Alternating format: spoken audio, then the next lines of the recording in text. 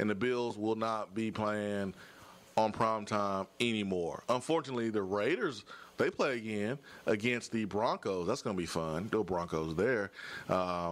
And your Titans, they play on Monday Night Football again, Charlie, on the 26th against the Texans. Do they really? Absolutely. On Monday? I know they have a Thursday night game, but I don't know this, Charlie. Yeah, Monday Night Football. I knew that game was coming. But On the 26th, the Titans and the Texans play on Monday Night Football. So that's gonna be a good one. But yeah, Peterman might be the worst quarterback at least in the last 40 years. Speaking of the Titans, I was the only one on the show that said they would beat the Cowboys by a touchdown or more last week. You were correct. But how bad are the Patriots going to beat the Titans this weekend? I don't know. I think it really depends on how well that offense plays, because the Patriots are going to get theirs on the. Tom Brady's going to do what Tom Brady does.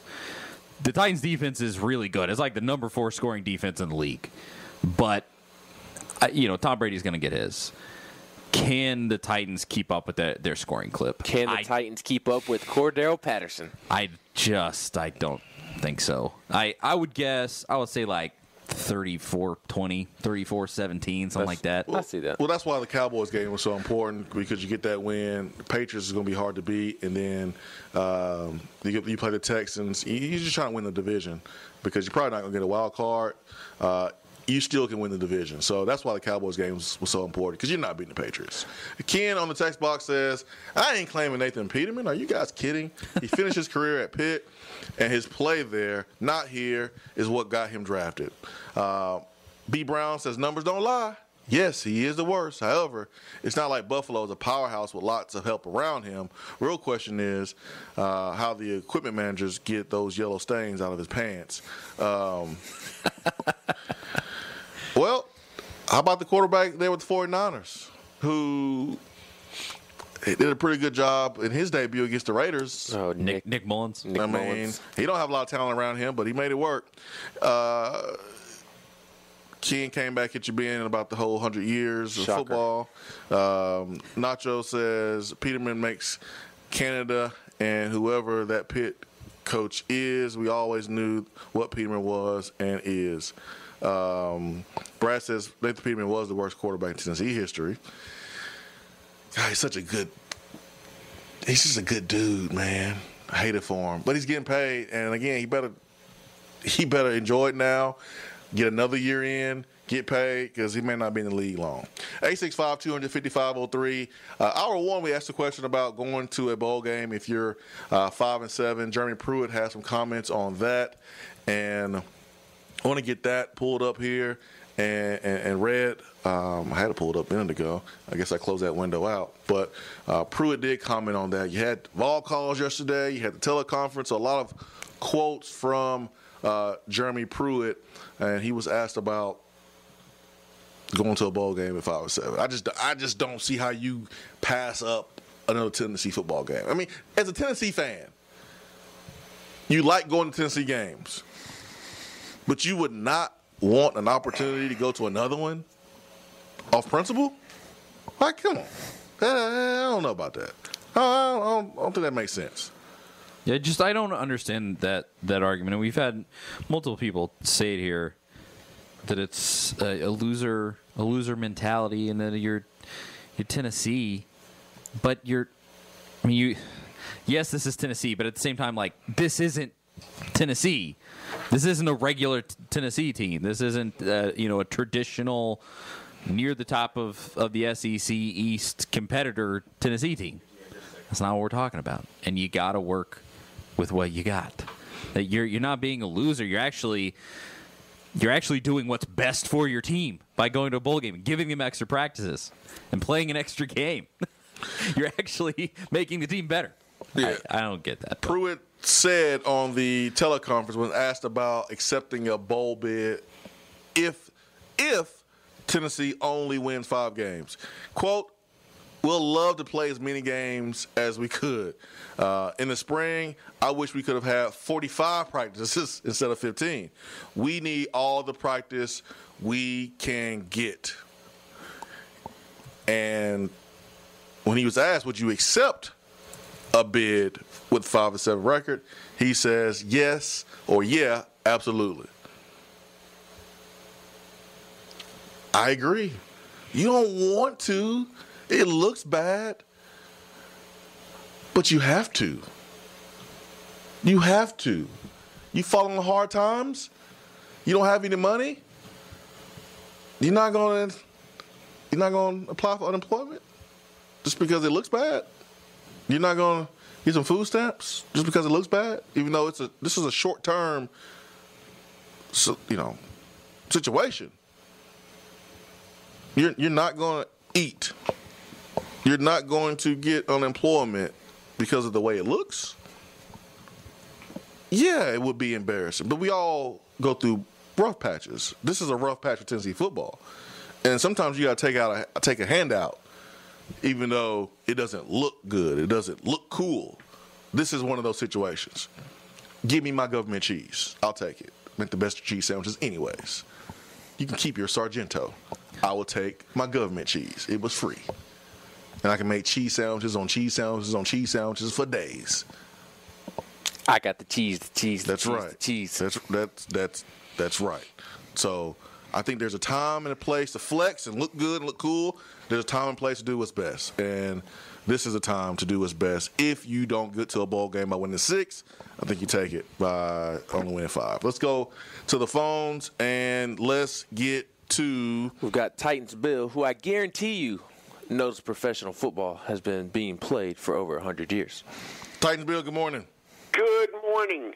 Jason, I'm watching this, this high school sports show. I pick up Fox College Sports on my cable, and you have a state champs Michigan and a state champs Indiana. And I'm listening to this recruiting guru, and he's over here saying...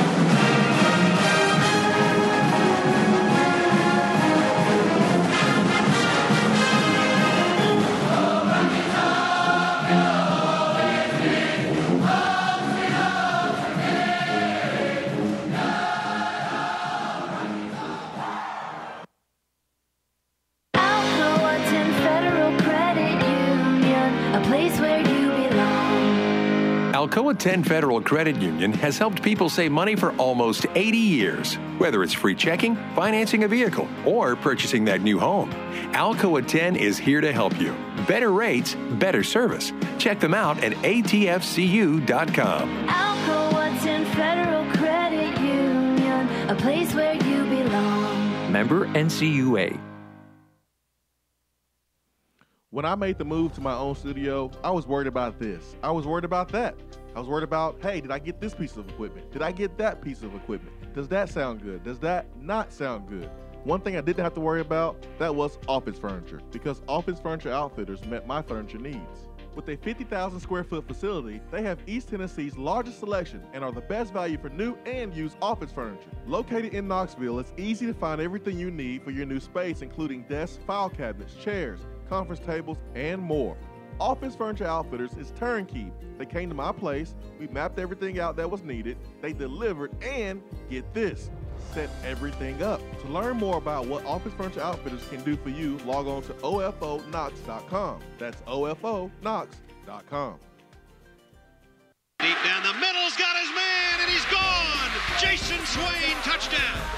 It's time for the Swain Event. Guess what time it is? My time. You can check your iPhone. Better say it's our time. with your host, Jason Swain. My man.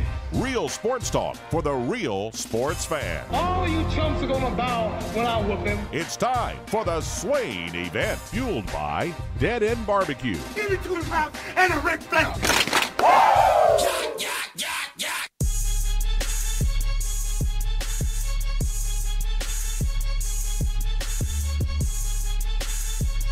We get Tennessee basketball against a real opponent tonight. I mean, it still should be a smackdown, but still, Tennessee, Georgia Tech tonight, 9 p.m. Tennessee coming off a big-time win against Kentucky. Which win more impressive than the other? Is it the Auburn win or the Kentucky win? Something we will discuss in the first 30 minutes or so of the show, and who knows, it may carry on to hour 3 as people chime in using the text box that's right there on your Swain Event app, or you can give us a call on the B-Dry Waterproofing Hotline, 865-255-03. Swain Event is fueled by Dead End BBQ, top 100 barbecue restaurant in America. And Benjamin, Charlie, do you know what today is?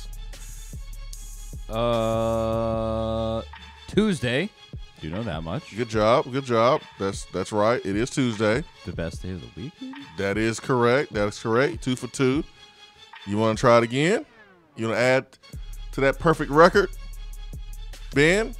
Well, I know a year ago today, Butch Jones had been fired the day before, which what an anniversary. is a great thing. Yeah. Not a huge deal to me. Everyone's celebrating yesterday. Y'all can have it. I didn't even realize it until last night. I'm good, man. I'm moving on. What is the special at Dead End? Meatloaf. Oh. That's right, man. Should have known that. Cheddar meatloaf, man. Yeah, had about 3 times. The smoked cheddar meatloaf is today at Dead End BBQ with the mashed potatoes. You can add a side there. I went with the Brussels sprouts. That's what you got to go with, man. It is good stuff. Ben, you're growing up, man. Look, you're growing up, Ben. You got a cup of coffee. You didn't even drink coffee a year ago. Well, see, this just shows how little you pay attention to me because I've actually been drinking a lot of coffee in the past month or so. I wonder if Charlie has noticed me bringing my coffee cup. Whoa. See? I've noticed you bringing, like, cans or They're like the little alumni cup. The Tervis. Yes. Yeah. See, Charlie noticed. Ben didn't pay attention to what I just said. I said a year ago you wasn't drinking coffee. Way to save yourself. No. A year ago, listen, I'm married with 3 kids. I have to listen to every single detail, okay? You, Ben, you did not drink coffee a year ago. Now you're drinking coffee. Now, you got the nice Jimmy Johnson comb over there, looking good with the hair and everything. You got your coffee. You're getting older, Ben. Yes, I'm proud of you. I went to bed at midnight o'clock. I couldn't stay up for the 3rd period of the Preds game, but it seems like they took an L. That was a good thing that I didn't stay up. You didn't miss much. They did get a point. Well, went to OT, but they didn't win. You got a point for losing? Well, that's the NHL. You get if it goes to OT, you get a point. Yeah. You get a point only if you go to overtime. Two if you win. Huh? Because the overtime isn't necessarily fair in the sense of you only have 5 minutes and then they go to a shootout. So you could play great hockey the entire game and lose in a shootout. Just an unfortunate situation. That's a crappy way to end a game on a shootout. It also creates an interesting. It's like OT in football. It creates interesting scenarios points wise because you would have much bigger point differentials between the teams if you didn't have the 1 point OT. Because in the shootout, you're not playing actual hockey. It's just one guy can win it. Do you know like the ranking system in the NHL, like how the Predators are first in the league right now with 27 points because they've won 13 games, lost 3, and lost 1 in OT. Which was last night. Yes. Hey man, cool man. Hey. It creates more interesting scenarios points wise because awesome because of the extra little point you can get. Awesome. Hey man, that floats your boat. Floats my boat. Hey man, if it floats your boat, I enjoy it. Yeah. Hockey is entertaining. It is fast paced, but I'm sorry. If you lose the game, you shouldn't get a point. But whatever. It's all good. Well, technically, they're not losing the game. Did you win? They lost the shutout. Did you win the game? I can tell You that played watch to overtime win the game. Did you do it? Did you win the game? Yes or no? You lost. You don't get a point. You lost the shootout, not the game. Lost the game. Was there a 1 added to the win column or the L column? Neither. You didn't win then. If you don't win, you lose. But if you didn't get a tally in the loss column, did you lose? Yes, because you didn't win. It's only one way, only one thing you do over the other. You either win or you lose. Over the weekend, my daughter had a jamboree game where you play for a short amount of time. In this case, it was 2 5-minute quarters. They took score. One team won, one team lost. A group of little girls was crying and sad after the game. A group of little girls are happy after the game. So I imagine you would like to see the overtime rules in the NFL change for if don't bother me. That if it ends in a tie, neither team gets a win or a loss. Listen, if y'all can't score a point in 12 minutes, then people got things to do. Well, I know, but that's the same thing that you're saying about hockey. Shouldn't there be a win or a loss instead of – it's essentially the same thing where it gets tallied in the tie.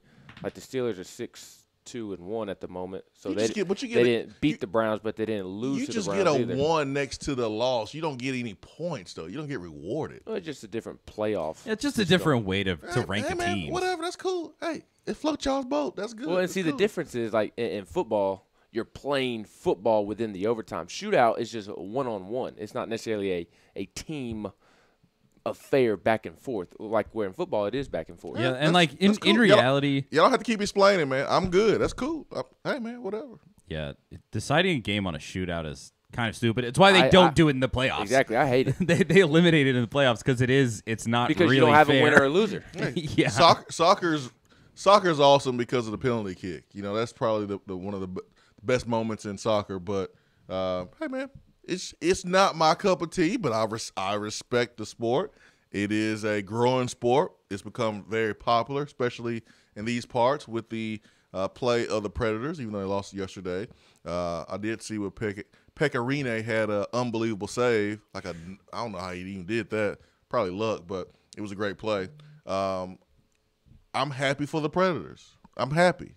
But that part of hockey, not my cup of tea. 865-250-503, B-Dry Waterproofing Hotline. Tennessee basketball taking on Georgia Tech tonight.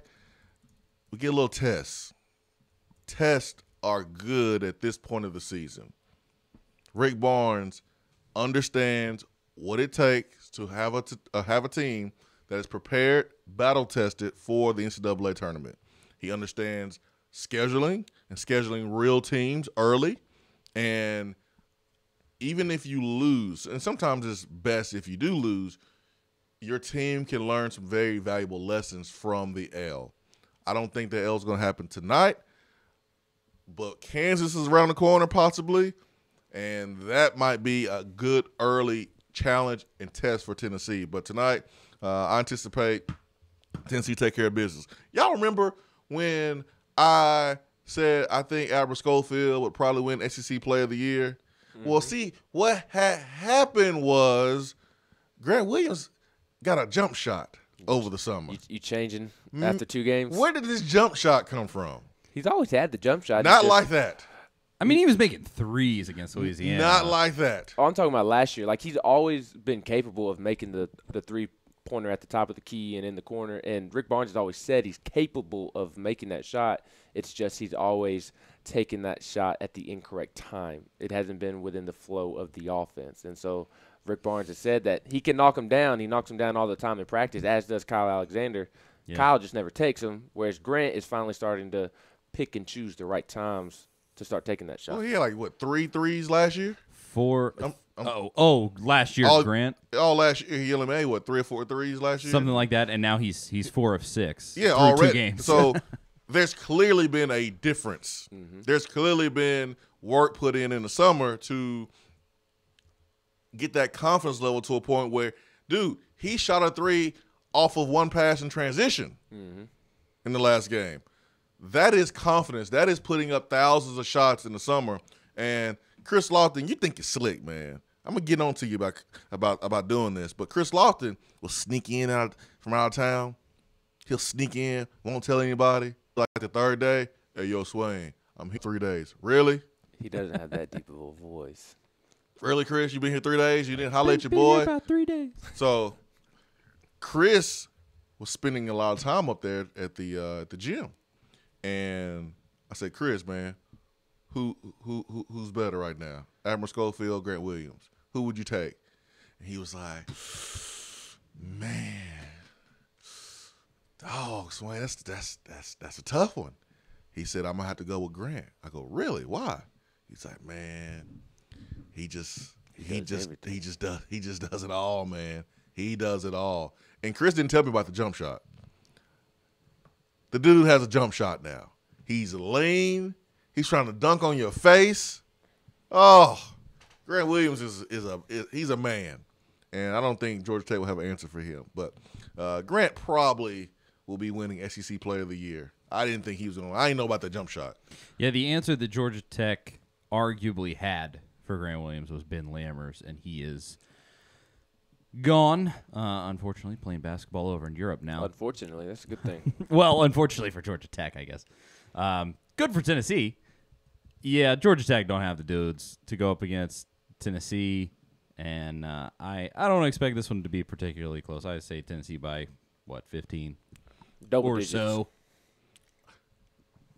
Tennessee is still without Lamonte Turner. I mean, just think about this team, how deep they are. They still do not have Lamonte Turner yet. Yep. They are good. And they don't need to rush him back either. No, they don't. No. Through 2 games, they have not needed him. It would be nice if he could get back by Louisville, which is Thanksgiving weekend. Nathaniel Rutherford and I talked about this yesterday, and I said, don't have a set date of when to get him back, as long as it's before SEC play. That's when you really need him if you want to achieve what you want to achieve this year, and that's win something in the regular season in the SEC or win the SEC tournament, have him back by SEC play and getting ready for the NCAA tournament. So I don't even – if he's not ready by Louisville, don't play him. If he's not ready by Gonzaga, don't play him. Yeah, it's not like football where it's Trevon Flowers and you only have 2 games left in the regular season and you rush back and maybe you could stay out for the rest of the season, but no, the team needs you. And if you get hurt again, you got time to heal up. It's not one of those situations where there's a sense of urgency. You need him out there.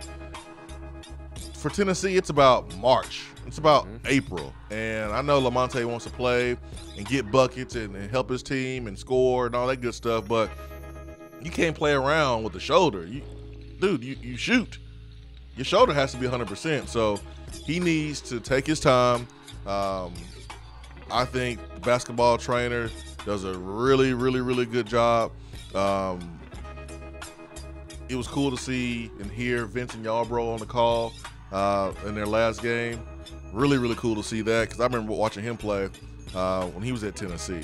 Grant Williams, 12% from three-point line last year. So far this year, 67%. Quite the difference. Man, the dude has the same three-point percentage as his normal field goal percentage from 2. Identical, 66.7. Three-pointers, 66.7. Free throws, 89%. Man, the dude has taken his game to another level. Can't wait to see him play tonight. 865-200-5503. 850 AM, 100.9 FM, Rocky Top Sports. We'll take our first break of the day. Don't go anywhere. Be right back.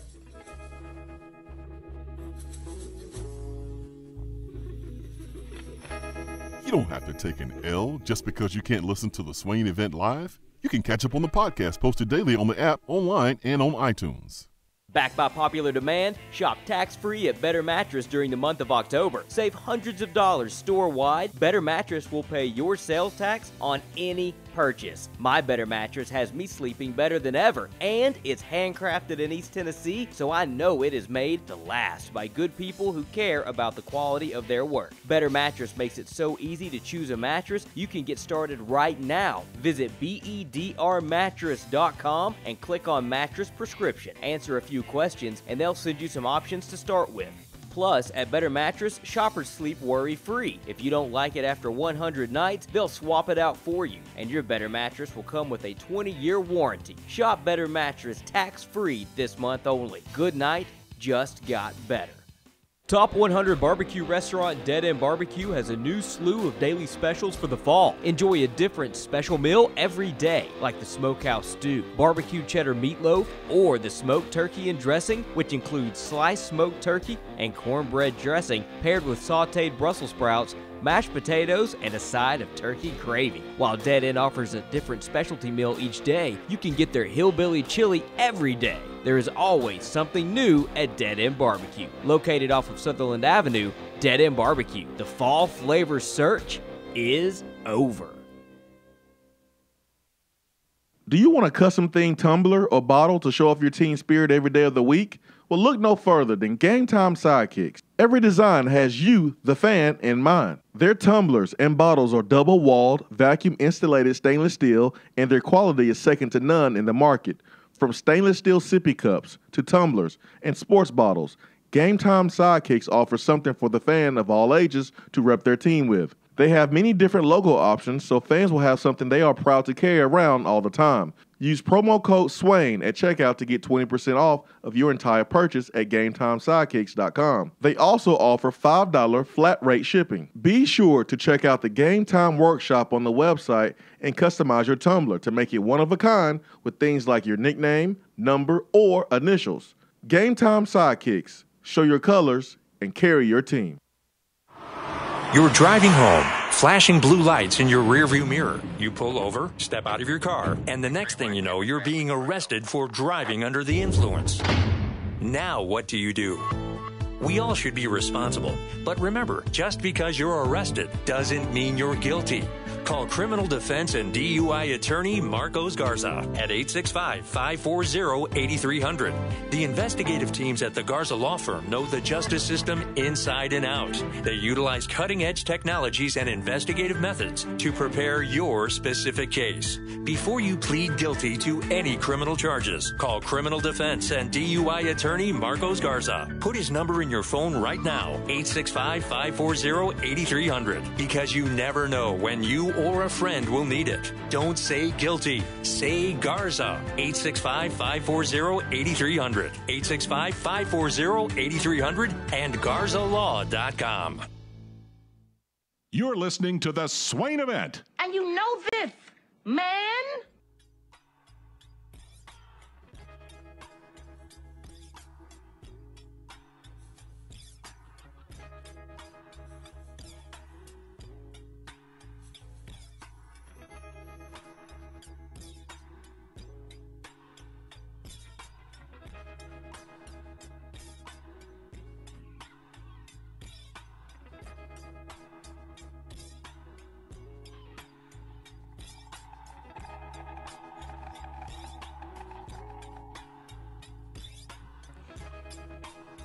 Tennessee beat 11th ranked Kentucky on Saturday. I mean, it was a really, really awesome game, really big win when you look at beating a top 15 team, beating a team right there outside the top 10.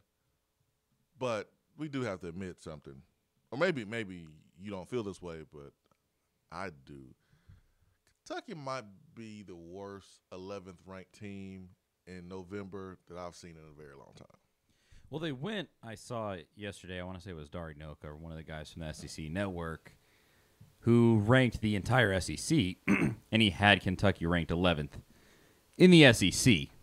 Now, if you are actually the 11th ranked team in America, you will not drop from 11th in America to 11th in the SEC. I'll just put it that way. Yeah, they were deserving of those overrated chants from Tennessee's crowd. I don't think they're overrated. At number 11 in America? Well, I don't think they're the 11th best team in the country, but I don't think if I'm ranking SEC teams, Kentucky's one of the first 6 or 7 that I'm taking. They're not 11th in the conference. Why, though? Why? What do you mean, why? Now. Why as to what? The way that Tennessee played against Kentucky, I would take Tennessee over Kentucky. All right. Well, you're setting myself up to take some slack this morning, and I'm cool with that. I think if I just want to know your reason there. Well, I still think Kentucky's the better overall football team than Tennessee, and I just think Saturday was Tennessee's day. Tennessee dominated Kentucky on both sides of the football, but I think if Kentucky and Tennessee play 10 times, I think Kentucky's winning 6 or 7 of them. Feasibly, yeah. So are you saying Kentucky is not overrated as far as the SEC rankings, or not overrated as far as the national rankings? So Charlie brought up some power rankings that Dari Noka put together. I think Dari is overreacting from this weekend's game. Okay. I don't think there's any chance that Kentucky is the 11th best team in the SEC. Like they're only better than 3 teams. What about the 11th best team in the country at the time of the ranking? Do you think that they may have overrated Kentucky? Yeah, I agree with that. Okay, I'd say they're between like 17 and 20 because I do think they're a top 25 team. Yeah, they're a top 25 team, but 11 in November?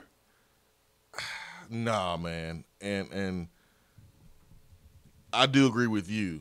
Kentucky is the better football team, but that's not the way sports work. It doesn't matter who's a better team. It matters who's better that day when you play. And, I even made that point last week. You just made it here that if Tennessee and Kentucky play 10 times, then Kentucky probably would win most of those. But it's not about that. It's about Saturday. And Saturday, Tennessee was more ready to play. They were prepared. They had some juice. Kentucky never seemed like they got any juice.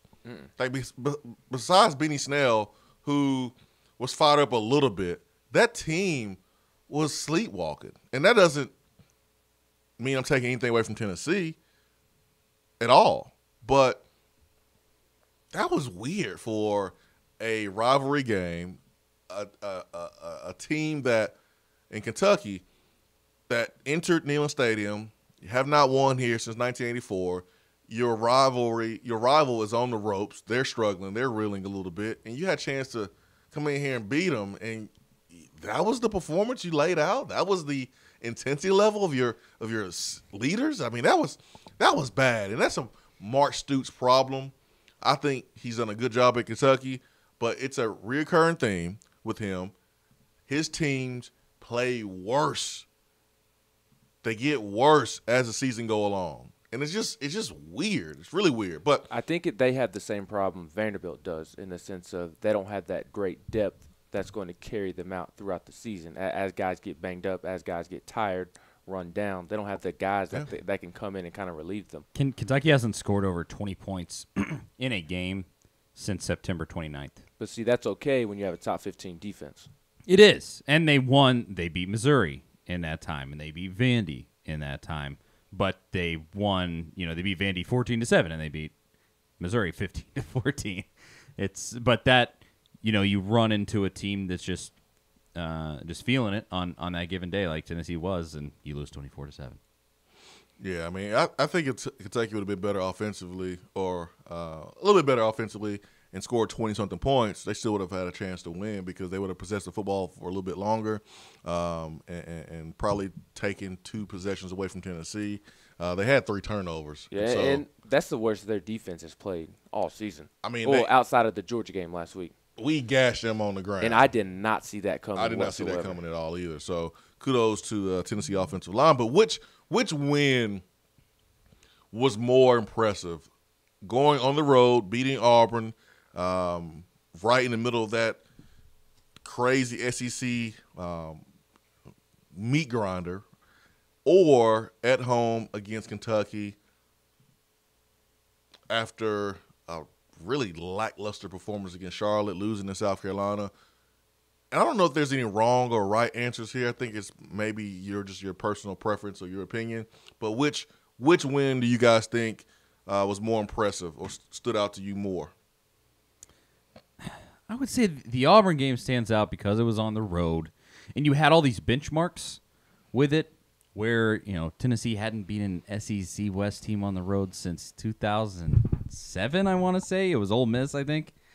And all these, and Tennessee hadn't even beaten an SEC West team since, what was it? A long time ago. 11 or something, whatever it was. I think it's 2010 when Dooley beat Ole Miss. 2010.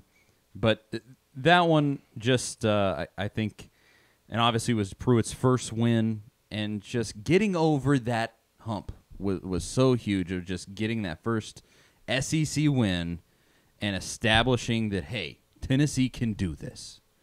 Look at that. A win in the SEC is possible. Not only is it possible, you got it over a top 25 team on the road, and I just think that was huge. Which performance was more impressive, or what was the better performance? The Kentucky game was a better performance, in my opinion, but the Auburn game, I would say, was more impressive.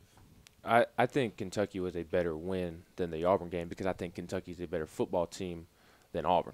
I thought Tennessee, if you put the two teams side by side, I think Tennessee has a much better chance at beating Auburn a second time than beating Kentucky, just because of the styles of play and the matchups against Kentucky don't favor Tennessee. It worked out on Saturday. Tennessee dominated in those areas. But like I said, I don't know that would work out or play out the same way if Tennessee and Kentucky were to play again. But that's the great part about a season, is you don't have to worry about playing that team again. And then, yes, the Auburn game was on the road, but I don't believe that was as much of a factor as a true road game as it normally is, because of all the dysfunction that was going on within the Auburn football team. You had Auburn fans weren't happy with Gus Malzahn at all at that point. The crowd wasn't very into it. You had an 11 a.m. local kickoff time. The student section was non-existent. So, yes, it was a road game, but it wasn't as tough of a road game as it could have been. So that's kind of why I think Kentucky's a better win than the Auburn game. I think both teams, Auburn and Kentucky, when you played them, lacked juice. Mm-hmm. Both of them. Auburn, that game was at 11 a.m. local time. They had some reports coming out of the locker room of some dissension there. Kentucky, the only thing was missing was some reports, because they looked like, honestly, Auburn, juiceless. Didn't have any juice at all. And so I guess what it comes down to is, okay, who had which Tennessee team, or which game did Tennessee have the most complete game, where all phases of the football was covered by Tennessee? Offensively, man, we ran the ball for 200 yards against Kentucky and put the ball in the air. Not as much as we did against Auburn. Auburn was an aerial assault. Mm-hmm. Jared was National Player of the Week. It was just an unbelievable performance by him. Darrell Taylor had a record-setting day on defense with 4 sacks. 2 of those unblocked. As Pruitt made sure he let everyone know, making sure that Darrell Taylor stay humble. I'm probably going to lean towards Auburn on this, though, with Charlie, because I remember all summer long, and Orange and White weekend, Wanye Morris is in town, and we got that commitment and been really trying to recruit each other. Come on, man, come to Tennessee. Oh, man, no, you come to Auburn. Imagine them doing that every day. Every day. Come on, man, you want to come to Tennessee with me? Hey, man, you want to come to Auburn with me? Every day, they're on the same team. If I was a third-party person hearing that conversation, I would say, Owen, Wanye, shut up. Like Kenyatta Watson? Golly. Kenyatta's like, man, shut up, man. I wonder if Kenyatta was trying to get them to come to Texas. Probably. I doubt it. And then Owen was trying to get him to come to Auburn, and Wanye was trying to get him to come to Tennessee. If I was a fourth person, I would just roll my eyes. I'd slap all of them. Like Stanley from The Office. Ugh, golly, man. Would y'all shut up? I'm trying to get a scholarship to Austin Peay over here. Y'all over here talking about Tennessee and Auburn and Texas. But those guys were trying to recruit each other. And Tennessee takes advantage of the dysfunctional locker room. They go on the road. They get a big win.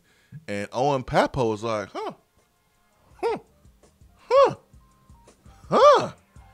Tennessee team over there looking like they're having fun, playing together. Locker room is not divided. Maybe I'll take a listen to what you're saying there, Wanye. Maybe I'll come on a visit to Tennessee. And now Tennessee's in position to flip Papo. Going on the road, and I know Auburn wasn't jamming like it normally is there, but man, that was a big time win. I gotta go slightly Auburn, and I think if Auburn and Kentucky plays today, Auburn beats Kentucky. I disagree. I think Kentucky whoops Auburn. Dude, I just with Auburn's dysfunction on offense right now, they've gotten it can't together. Run the ball. After the Tennessee game, they got it together a little bit more. They whipped up on Ole Miss and kind of, they've had a couple of games where they played better. That would be a tough one. That'd be a good game. Yeah, it would be a good game. I'd want to see it. Kentucky let us rush the ball for 200 yards. Yeah. I think that was more of a fluke than an indicator of where Kentucky's defense is. And at that same time, Auburn doesn't have a running game. So we don't either. And yeah, well, largely. Auburn has more of a running game than us. Just on tempo alone, we don't have a running game at all, and we rush the ball for 200 yards. Auburn would rush the ball for 300 yards probably. Yep. And, I would give the slight edge to Auburn because Auburn's front would probably stop Beanie Snell even more than we did. I'm going to give the slight edge to Auburn on that one. So I'm gonna go Auburn with the most impressive win. Both wins, huge. Jeremy Pruitt getting 2 top 25 wins in his first year. I don't think that's been done a lot in the conference. 865-255-03 around the SEC is coming up next.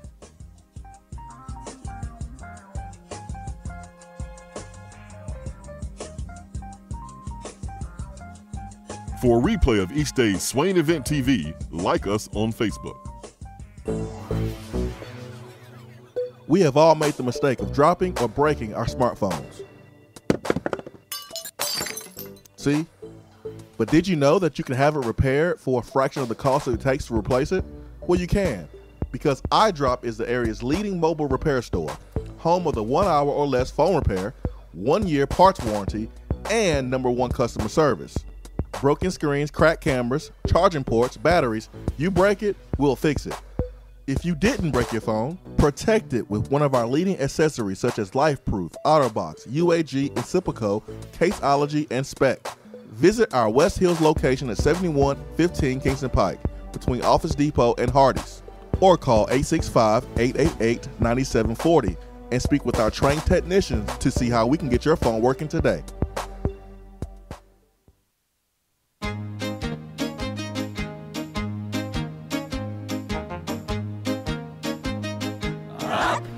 Your car insurance. Nobody likes surprises, so switch to Erie Rate Lock. Get a great rate that stays that way even after an accident, ticket, or inflation. In fact, it's locked until you change a car, driver, or your address. Your Erie agent in Knoxville is InsureFit RM. Get a quote at 865-684-4900. That's 865-684-4900. Erie Rate Lock does not guarantee continued insurance coverage and is not available in all states. JC's Tree and Landscaping Service specializes in quality tree work done at an affordable price. Trimming and removing trees are their specialty. They also offer other services like land clearing, stump grinding, crane services, and all of your basic landscaping needs for both commercial and residential. JC's will give you a free estimate and beat any written quote by a competitor to guarantee that you get the lowest price around. Don't risk your land with a fly-by-night service. JC's Tree and Landscaping is licensed and insured. Give them a call at 865-599-3799. Beatty Chevrolet is celebrating 85 years of low prices. And during Truck Month, choose from over 400 trucks and SUVs, all deeply discounted. Like a new Silverado, now 25% off. A new Equinox, now 20% off. And a certified pre-owned 15 Equinox or Terrain, now $16,995. Plus, buy with confidence with the Beatty warranty for life. Big selection and even bigger savings. That's why it's better at Beatty Chevrolet. Stock number 232, savings off MSRP, include all dealer savings and manufacturer incentives with approved credit list finance through GMF. Offer expires 8/31/18. Big Orange football is better alongside another Tennessee tradition, Mrs. Grissoms salad. Mrs. Grissoms ready-made snacks and meals are perfect for game day. Crowd favorites like the select pimento cheese and cranberry pecan chicken salad are delicious and easy to grab and go right from the grocery store. Going to the game? Visit Mrs. Grissoms in Vol Village for the must-have panini grilled pimento cheese hot dog. Man, select the best. Select Tennessee's own Mrs. Grissoms. I'm Vince Moore, wide receiver, VFL 1991, and you're listening to the Swain Event.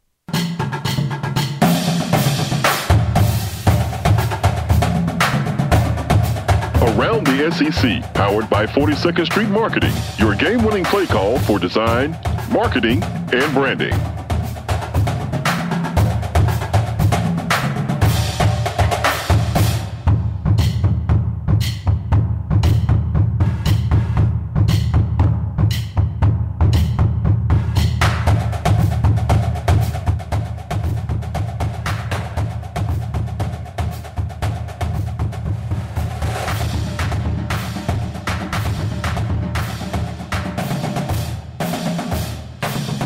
Around the SEC, here on the Swain Event is brought to you by 42nd Street Design, 42sd.com. In the age of templates, 42nd Street takes pride in creating truly custom designs with the client experience in mind. They don't mean to brag or anything, but their designs are 100% custom. Feel confident that your brand was designed with the attention it deserves, like the Swain Event website, swainevent.com. Their entire team works in-house 9 to 5 office hours and a focus on customer service. 42nd Street is the only company I trust my branding with. Call Mike at 865-382-7007. As we approach the holidays, next week is Thanksgiving. Oh my goodness, it just hit me yesterday, honestly. I was like, whoa, whoa, whoa, whoa. All these turkeys in the grocery store on sale, good prices. Wait. Oh, man, Thanksgiving is around the corner. So Thanksgiving is around the corner, which means Christmas is around the corner, which means 2019 is around the corner. So if you are a small business, large business, and you're thinking about making some changes to your branding game, I would encourage you to give 42nd Street a call. They specialize in more than just website design, but they specialize in print design, logo design, and branding all together. Ben, it is time for Around the SEC. So what is going on around the conference? We're going to talk a little football and basketball. We'll start off with the football. The SEC Week 11 Football Players of the Week were announced yesterday. DeAndre Swift and Travion Williams were your co-SEC Offensive Player of the Weeks. DeAndre Swift rushed for a career-high 186 yards against Auburn's vaunted defense, quote-unquote. Travion Williams turned around and rushed for 228 yards against Ole Miss over the weekend. And then the Defensive Player of the Week was Tennessee's very own Darrell Taylor. He is only the third Vol ever to have 4 sacks in a game, and it marked the second 3-sack game for Taylor this season. And Taylor's 4 sacks are tied for the most by any player in Division I football in 2018. So nobody's had 5 sacks in the game this year, so maybe Darrell Taylor can do that against Missouri. 5 sacks, let's go. And Drew Lock this weekend. And then Special Teams Player of the Week was Texas A&M's punter, Brandon Mann. Freshman Player of the Week was Missouri tight end Daniel Parker, who caught 3 passes for 42 yards and a touchdown, so that's somebody to keep an eye on this weekend as he takes on Tennessee. Offensive Lineman of the Week was Martez Ivey, and then the Defensive Lineman of the Week was Quinnen Williams. And so everybody's Alabama's Quinnen Williams for like the 9th time this season. Yeah, and just go to NFL. Everybody's making fun of me for saying noon o'clock yesterday. I almost had another stupid moment yesterday when Nathaniel and I were speaking. I forgot that Darrell Taylor had moved to linebacker, and I started to go on a rant as to how did Darrell Taylor not win Defensive Lineman of the Week with 4 sacks, but won Defensive Player of the Week. And then I reminded myself, well, yes, that may have been a stupid gaffe to remember that, okay, Darrell Taylor is now a linebacker. He did line up with his hand in the dirt quite a bit this weekend as a defensive lineman. So think about how stupid Kentucky is. Are we watching the film, or are we looking at just the title of his position? Because Darrell Taylor looked like a defensive lineman this weekend. Yeah, probably title. Think about how stupid Kentucky is. The dude had 3 sacks, and they left him unblocked for the 4th sack. Huh? That's like leaving Chris Lofton open after he's hit 10 threes in a row. Yeah. Well, I mean, that makes no sense. Yeah, Kentucky should go to the Liberty Bowl for that performance. Well, Tennessee makes it a bowl game, I think Tennessee's going to be going to the Liberty Bowl. And you know who they might play in the Liberty Bowl? And I'm not looking forward to this. It will be not the Liberty Bowl, but the Jalen Hurd Revenge Bowl. Baylor? There's a lot of chatter about Tennessee and Baylor. Oh, man. Thank you. That would be great. I want to see that. I do not want to see Jalen Hurd. You know, that's a classic former player carving up Tennessee situation right there. No, man. I want to see Najee Warrior lay that thump on Jalen Hurd. That would be great. So. And who cares if you get the targeting and you get to sit out the first half of next season's they play first half or something like that? Yeah. Yeah, who cares, man? Thump Jalen Hurd's ass. That would be great. I would love that. Let's get it. Tell us how you really feel. No, I listen, I'm a Jalen Hurd fan. I know. So I'm not bitter like some of these other fans out here that's like, he shouldn't have left. I would have left too. Just not in the middle of the game like that. Correct. I would have left too if I was dealing with what Hurd was dealing with Butch. But I like playing old teammates. Play Kyle. Dump on Vic Warden a little bit. Was balling out I think that would be fun. Remember, Tennessee in 2014 won 6 games and went to the Tax Slayer Bowl because of that crowd, because of our showing. So, and Liberty Bowl wanted us bad then. Tennessee, if they win 6 games, they might have their choice again. And I like Memphis. It's a drive for me. I get the chance to hang out with friends and family. I got family in Jackson, so it'd be great to see them and let them see my kids and all that good stuff. So honestly, stop. I'm not gonna say anything. I would love to go to Memphis. I would too, because then I can hit up another Grizzlies game. But the basketball talk that I wanted to get to real quick. Yeah, go ahead. The SEC has announced that the basketball tournament is going to stay in Nashville through 2035. Yes. To put this in perspective, I will be like 36 years old when this runs up, and I'm currently 23. That made me feel really old. Like your math is way off there. First of all, is it? And second, that's 16 years away. So I'd be 39. I was 3 years off. You gonna look like Stan Van Gundy then. It's 35 is what, 16 years away, right? No, 2035 is 16 years away. 17 years. It's 2018, man. It's about to be 2019. Well, that's true, I guess. But 16 years away. I'm 23. I'll be 39. I was 3 years off. My math was not way off. You're not throwing me under the bus this time, Charlie Burris.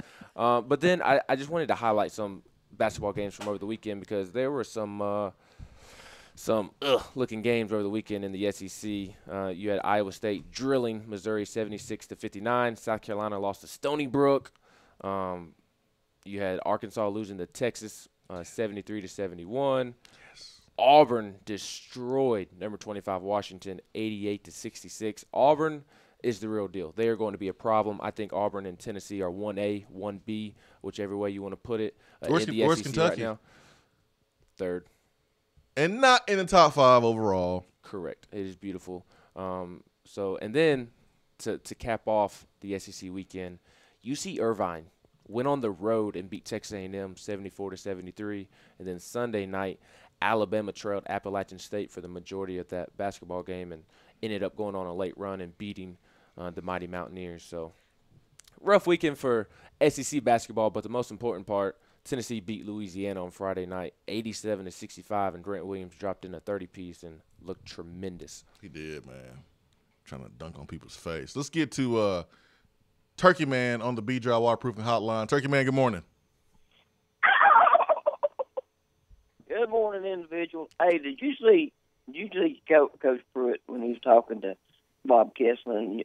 You remind me of that when he's talking about Taylor and he getting a sack, and he said, well, you ought to get a sack or when you're on the rush off the edge and nobody blocks you. Yeah. They didn't block him 2 times. You ought to be. I mean, he just calls it like it is. It's true, Turkey Man. I mean, that's like a wide receiver being wide open and and catching a 80-yard touchdown pass when he's wide open and the defense forgets about him. But then everyone is like sitting there and gushing over the wide receiver that scored the touchdown like he's supposed to score. He's wide open. And that's how I look at Darrell Taylor. I mean, it's a great play. You don't take anything away from him, but you just kind of expect the guy to go make a sack when he's not being blocked. So just Pruitt being Pruitt, which is authentic. I just love it. I mean, I can't help it. I just feel like a kindred spirit there. I'd like to sit down and break bread with the guy. You know, I mean, you know, he just good folk. I love it. I just love it. Hey, just talking about Kentucky, the best win. Listen, folks, Kentucky's Kentucky. They play a weak schedule, and every year they'll string together 4 or 5 wins, and they'll talk about how they'll pump their chest. And the only difference between this team and last year's team and the year before last year's team, as far as I can see on Kentucky, is they beat Florida. So they bunch them up a notch. Now Auburn has got a tradition in football.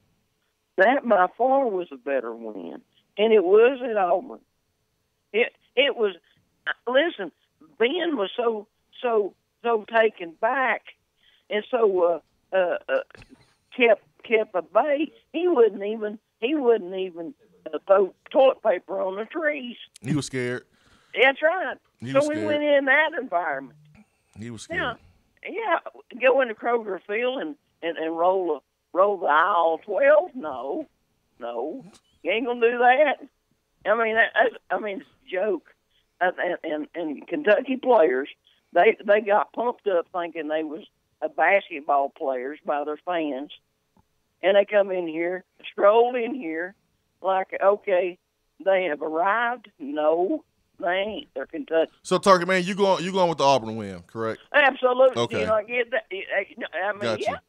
I got. Yeah, I mean, by a long shot. I got you. And I think what will also play out is the play of how we play the rest of the season.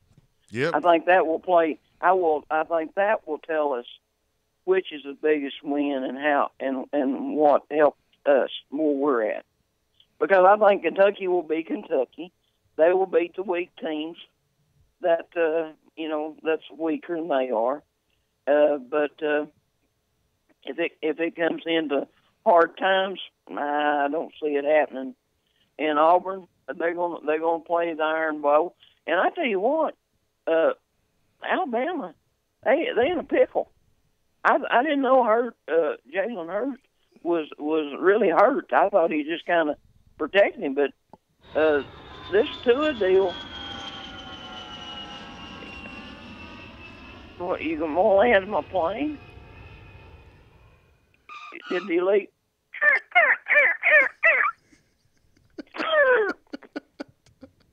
Turkey Man. I don't think Turkey Man even came up for air. He was flowing and going, man. He was flowing and going. Turkey Man, we gotta go to break, man. We gotta go to break. All right, we got Attaboy coming up next. Had to help Turkey Man land that plane so we can take a break and come back. We'll go back to the phones. We got Attaboy coming up next. At work, can't call in? Don't feel bad. You can talk to the guys on the text box. It's part of the free Swain Event app.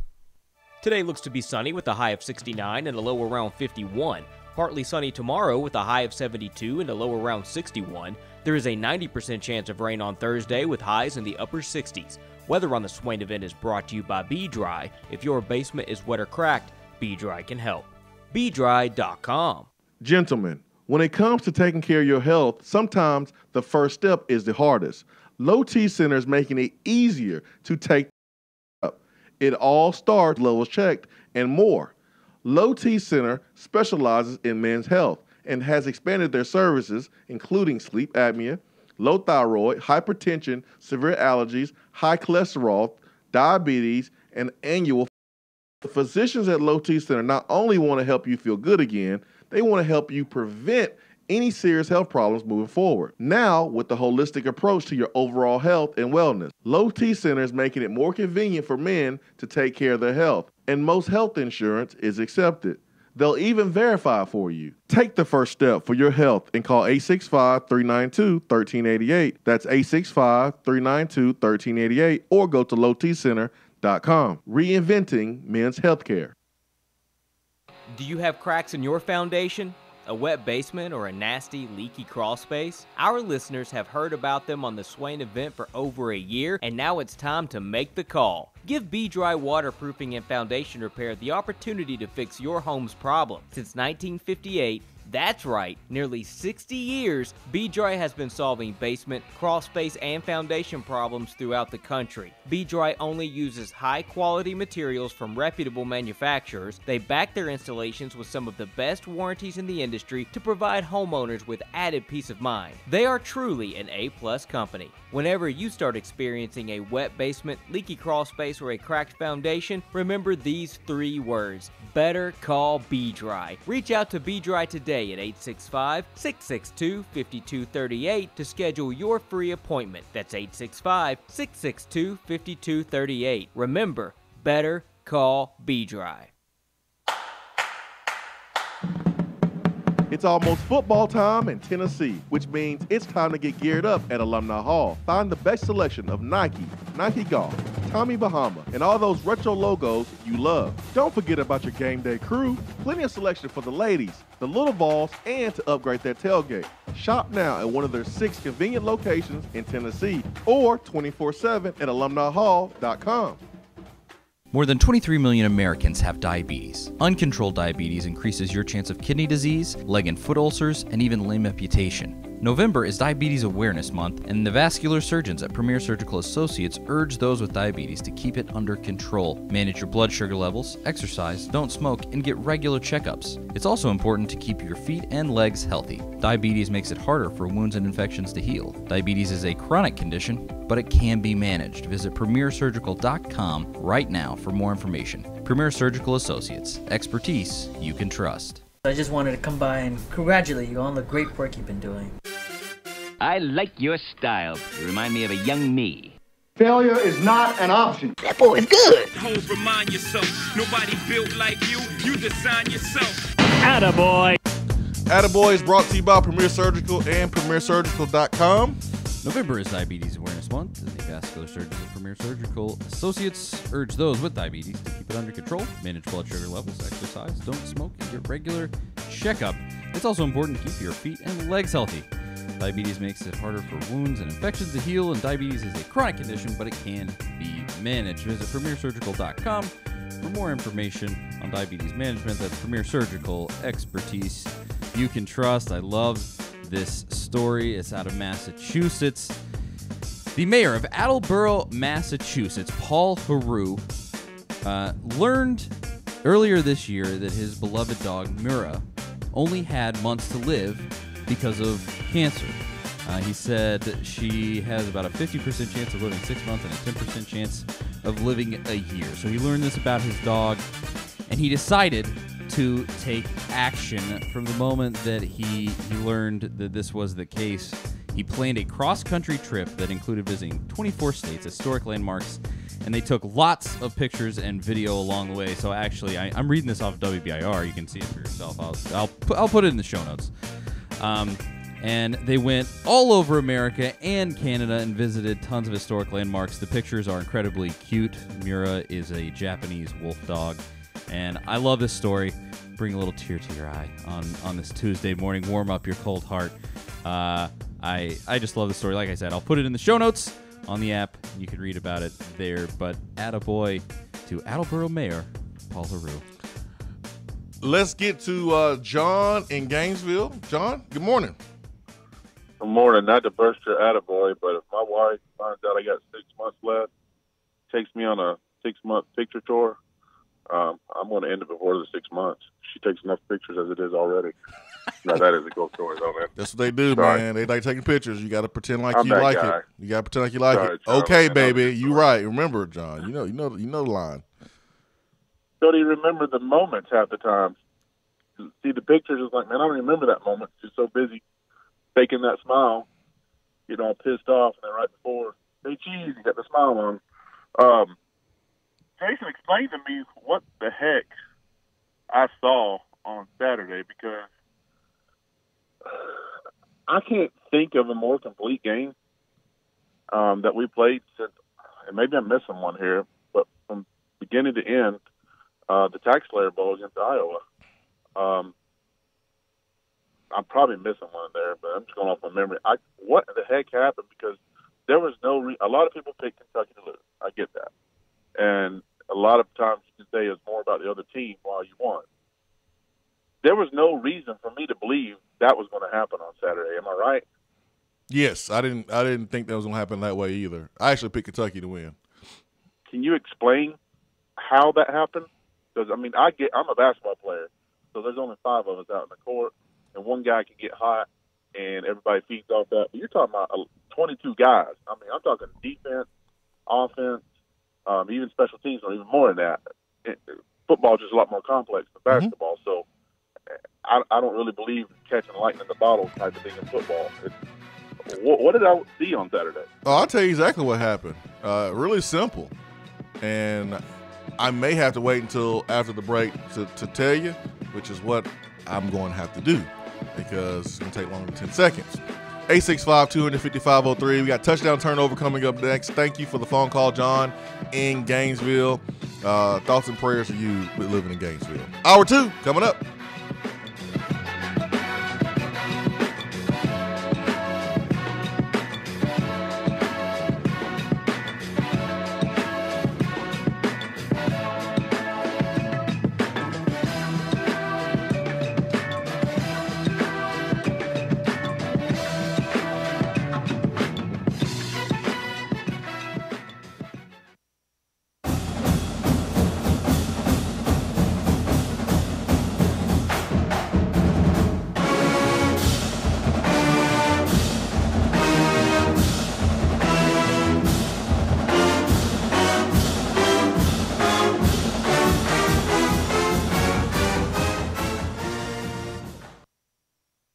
Love the Swain Event and you want more of the show every day, you can now get it with Swain Event Plus. Swain Event Plus features exclusive, in-depth interviews with former Vols. She saved my life. I probably would have never made the college, man. I looked at him and said, Coach, no disrespect. I'm going to Tennessee. I'm going to play in the SEC. With Swain Event Plus, you can also get access to the exclusive podcast Reel on the Hill with Tennessee media legend John Bryce. What is going on there with that battle? I had lunch with some folks over the course of this past week who indicated some inside the program believe that Jarrett Garantano is really ready to take that next step. So go to SwainEventPlus.com right now to sign up and check out all of the amazing extras that you can get. That's SwainEventPlus.com. Get more.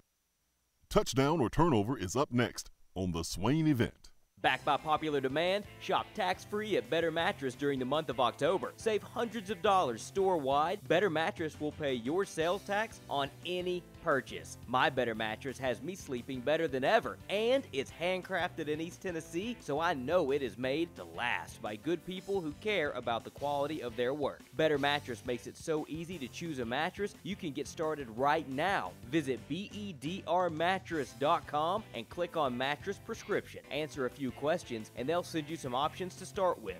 Plus, at Better Mattress, shoppers sleep worry-free. If you don't like it after 100 nights, they'll swap it out for you. And your Better Mattress will come with a 20-year warranty. Shop Better Mattress tax-free this month only. Good night just got better.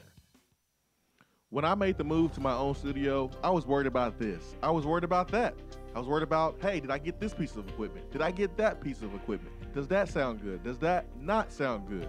One thing I didn't have to worry about, that was office furniture, because Office Furniture Outfitters met my furniture needs.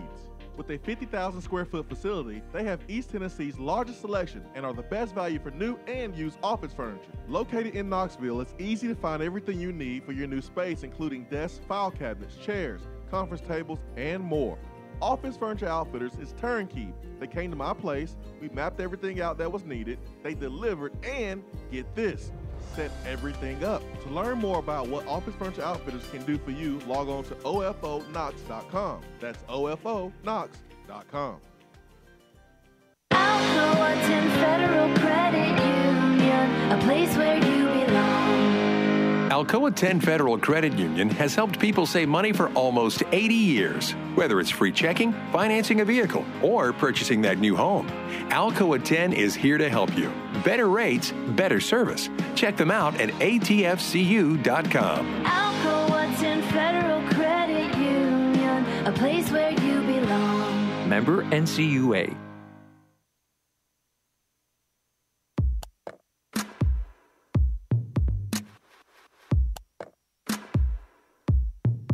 Touchdown or turnover is backed by Alcoa 10 Federal Credit Union, a place where you belong.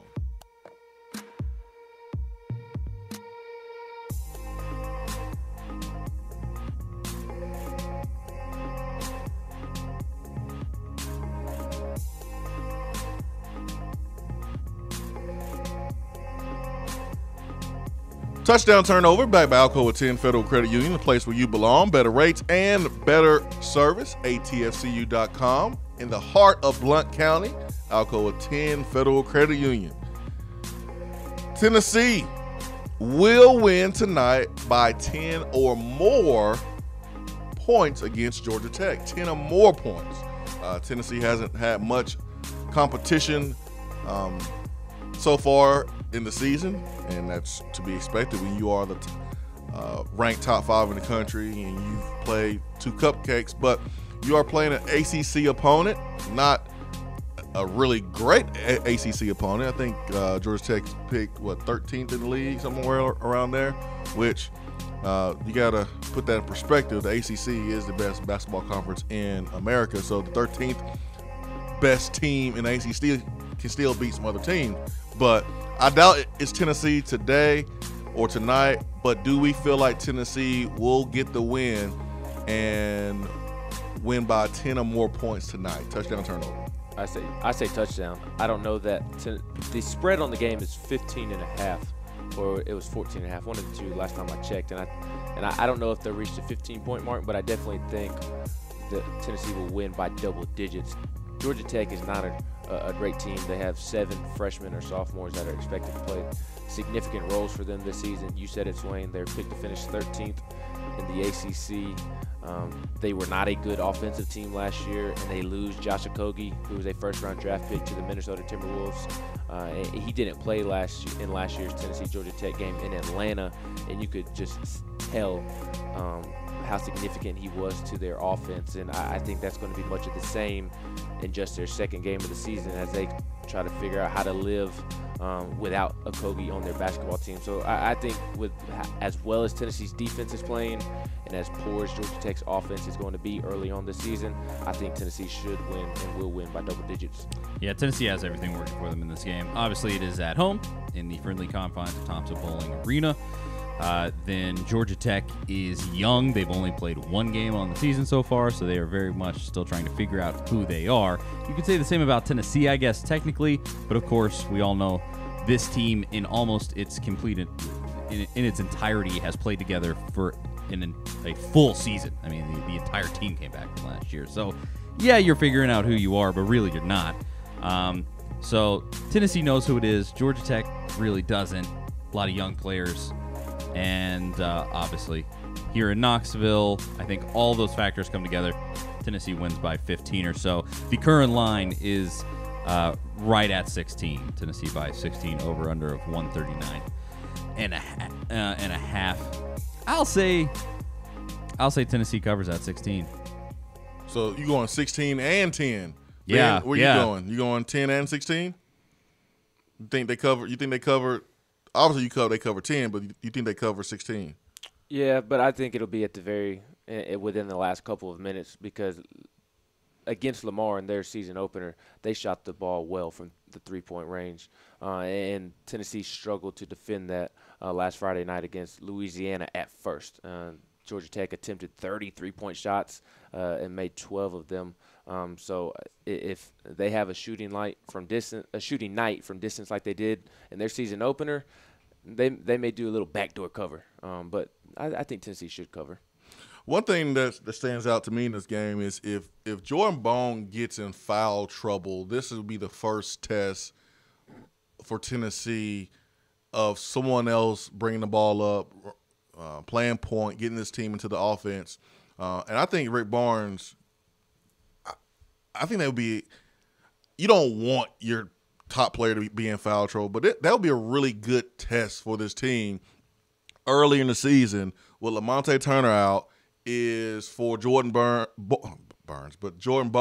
to get in foul trouble, and that way Jordan Bowen, maybe Grant Williams, maybe Admiral, someone else bringing the ball up to get Tennessee in the offense, so that way if it happens later in the season versus a Kentucky in the tournament or versus a Gonzaga a couple weeks from now, that Tennessee, it won't be the first time that they had to deal with that. They already are prepared for that.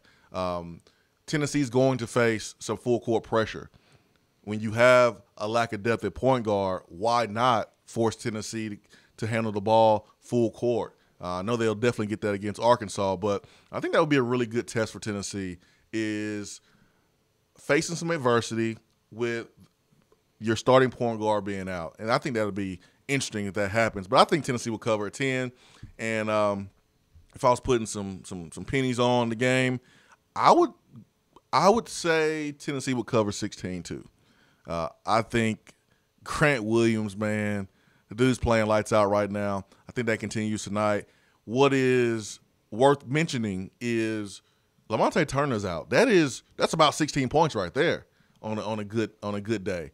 So with him being out, will Tennessee cover? I think they will, but I wouldn't be surprised if they don't, and they wind up winning by 14, 13 points, somewhere around that range. And you look back at the game last year in Atlanta, Lamonte Turner was a huge part of that game. He actually really carried Tennessee. He took over down the stretch. Yeah, I want to say he had like 24 7 points in the last few minutes or something. But he had 24 points on the night. Yeah, and they just won by 7. So came up big. But at the same time, this team is conditioned completely to play without him. Obviously, at this point, they've done it twice already, really. So I think they're fine.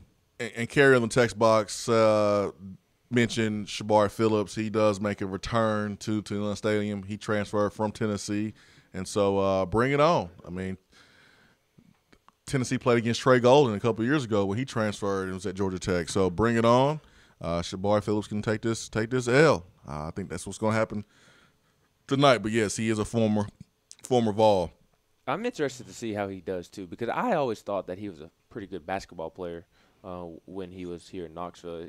He was a little erratic at times, turned the ball over here and there, but I thought that was a product of him just being a younger player, similar to Lamonte Turner. Lamonte turned the ball over a ton his redshirt freshman season, and then Rick Barnes got a hold of him for an offseason, and we saw what Lamonte was able to do last year.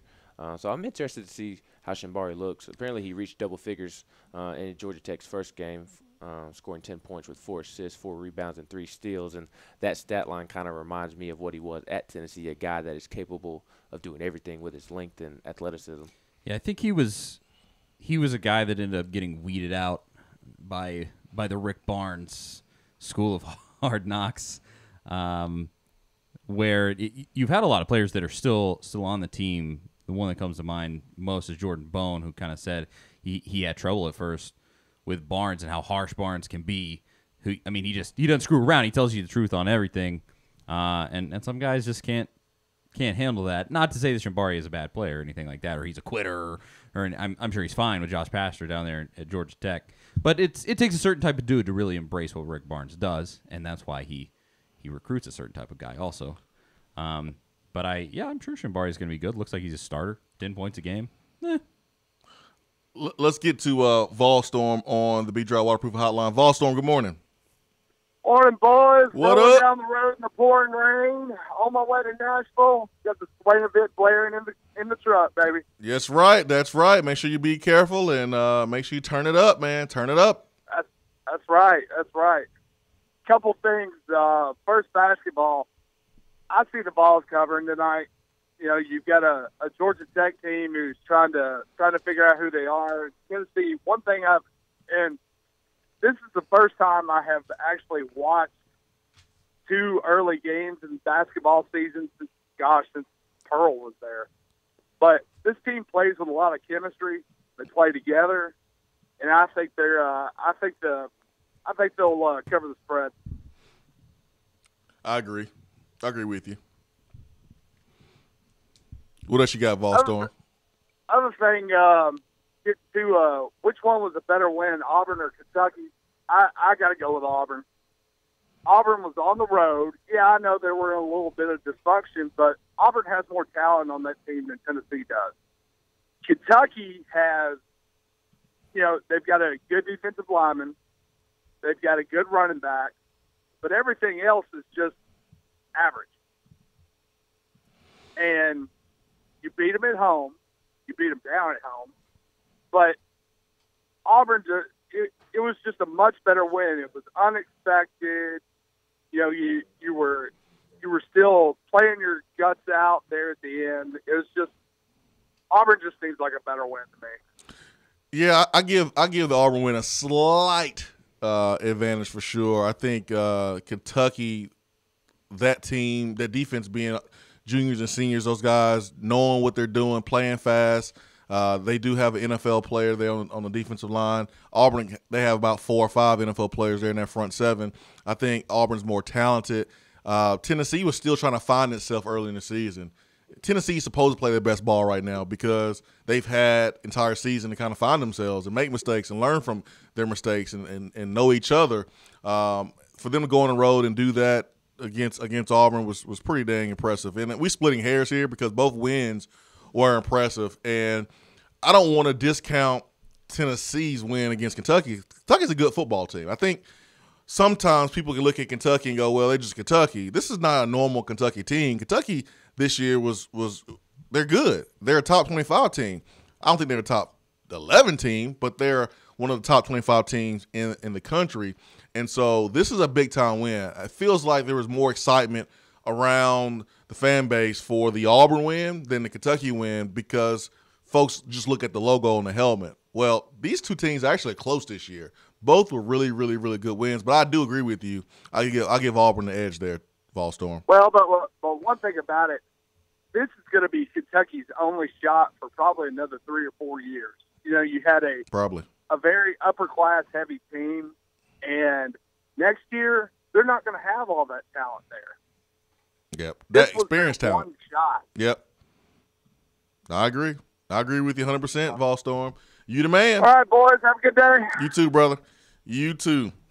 So John in Gainesville wants to know what happened Saturday. Like, what team was that in orange? Well, that was a team that since fall camp, every single day, they've been practicing, getting physical reps or mental reps, and sometimes both. When you practice every single day, see, people think just because you lose, you can't get better. Sometimes in a losing effort, you can grow a little bit. Sometimes when you lose a game, the next week of practice, you can improve in a huge way. Tennessee's been working each and every day since fall camp, and it just came together. Everything that Pruitt and company have been preaching and harping and correcting with this football team, it came together. That's what happened. That's what happened. It just came together on Saturday. Of course, you're going to have guys making mistakes left and right. It's hard to play a perfect game in football, but it came together because of all the work, the players buying in, the players being sponges in the practice and the film study. It just came together. Now, we got to take this phone call right here because Neelan Mafia, when he calls, he ain't trying to be on hold for more than 30 seconds. So we got to stop what we doing, and we got to get Neelan Mafia in here because he is our MVP phone call. Sorry, Volstorm, Turkey Man, John in Gainesville, but y'all know how Neelan Mafia gets down. He brings it every single time. Neelan Mafia, good morning. Good morning, gentlemen. Good morning, sir. Man, it's good to be on the phone with you guys, calling up Swain Event, Ben McGee, Charlie the Burris. Trying to call y'all yesterday, and Swain, they just finally let me out of the hospital. What happened, sir? Well, I got to watching the DVR on Sunday of our offensive line and our defensive line play. Watched Drew Richmond throw men 5 yards in front of a referee, and you know how they got those little blue pills for men, and it has a side effect that says if something lasts for more than 4 hours, go see a doctor? Yes. I was at the after-hours clinic 6 hours later ringing the doorbell with my hands behind my back. I'm like, oh, my God, will you look at this? Man, am I glad we won, Swain. I was getting tired of Tucky, man. Tired of Tucky. They beat us one time, and they start acting like Stoops and Bill Belichick. The thing that gets me, man, Kentucky, they always want credit for stuff they're supposed to be doing. Yeah, I said it. They'll be like, well, Calipari isn't under indictment in the FBI probe. Calipari ain't supposed to be under indictment in the FBI probe. That's your benchmark? Why, none of our football players have been arrested this season. Ain't supposed to be arrested. You low expectation having sister lovers? Why, we beat Jones. Well, we beat Butch Jones once. You supposed to beat Butch Jones. What, you want, a cookie? I'm tired of Tucky, Swain. Tired. Finally ended all that mess. But, man, it is good to be back on Swain the Event talking to you guys. Just a quick observation. I do think we're going to win out. I really, really do. I think as I was talking about Drew Richmond a minute ago, and I think that he sometimes you just got to realize how bad you are. I mean, he came in and he was doing a little modeling shoots and this, that, and the other, and now he's got a beard and throwing people 5 yards, and I think he finally realized, maybe I'm the biggest guy in the yard. Maybe modeling is not for offensive linemen. Maybe it's not. Yeah. I mean, I'm serious. He was there was a little to do during the Charlotte game, and he was sitting on the sideline, and he was looking kind of mad. And he came out on Saturday, and he wasn't hearing no mess. No, I haven't seen anybody turn it around that quick. And wow, man, it's been a slow turn for sure. But we got some play out of Drew. We got to get him to stop with the pre-snap penalties and false starts. Dude, you're playing at home. Relax. But he's been available. Other guys who are more talented, they've gotten hurt. They've not been available. Drew Richmond has been out there, man. And that's something you can say about him. Neela Mafia, did your doctor prescribe you ice after you went to the hospital? My doctor prescribed me. What he did was he put he's like, okay, I know how to fix this. He went back and put the North Texas game on from a few years ago. He put the Charlotte game on. He put the UMass game on, and Swain, I think he might have went too far because now I got an innie instead of an out. Oh, man. Oh, my goodness. I'm telling you, those 3 games will cure what ails you if you're feeling froggy as a ball fan. Oh, man. Dude, you're a legend. You're a legend, Neela Mafia. We love you, man. All right, man. See, yeah. Oh, man. 865-200-5503. B-Dry Waterproofing Hotline. Hour 2 is brought to you by Alumni Hall, alumnihall.com. Stay with us. Be right back.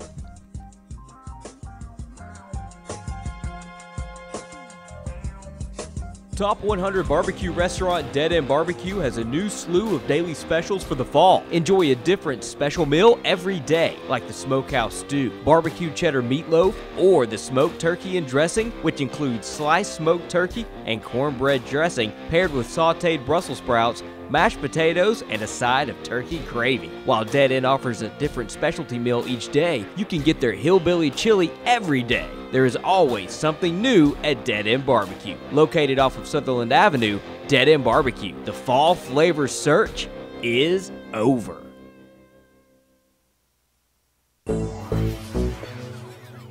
We have all made the mistake of dropping or breaking our smartphones. See? But did you know that you can have it repaired for a fraction of the cost that it takes to replace it?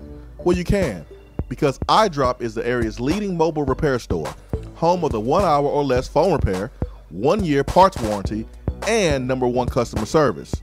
Broken screens, cracked cameras, charging ports, batteries, you break it, we'll fix it. If you didn't break your phone, protect it with one of our leading accessories such as LifeProof, OtterBox, UAG, Incipico, Caseology, and Spec. Visit our West Hills location at 7115 Kingston Pike between Office Depot and Hardee's, or call 865-888-9740 and speak with our trained technicians to see how we can get your phone working today. We're here with Dr. Mike Carlson of Tennessee Regenerative Sports Medicine. If you have orthopedic injuries such as shoulder pain, knee pain, or instability, Achilles tendonitis, golfer's or tennis elbow, do what I did and give them a call. Yeah, Jason, we specialize in regenerative non-surgical orthopedics. So we treat damaged ligaments, tendons, and joints, including things like rotator cuff injuries, knee instability, elbow problems, as well as foot problems like plantar fasciitis, Achilles, things of that nature, by injecting with stem cells and what's called PRP, or platelet-rich plasma. And this form of treatment we do under ultrasound, so we know we have our target. And it also stimulates the body's own reparative process, and this allows for the healing of damaged tissue. And as you well know, numerous professional and collegiate athletes, guys like Steph Curry, Tiger Woods, and even yourself with your ankle injury, have been using this form of treatment for years. And so we offer that same type of treatment here in East Tennessee. Visit them on the web at trsportsmedicine.com. Tennessee Regenerative Sports Medicine, East Tennessee's leader in regenerative therapy.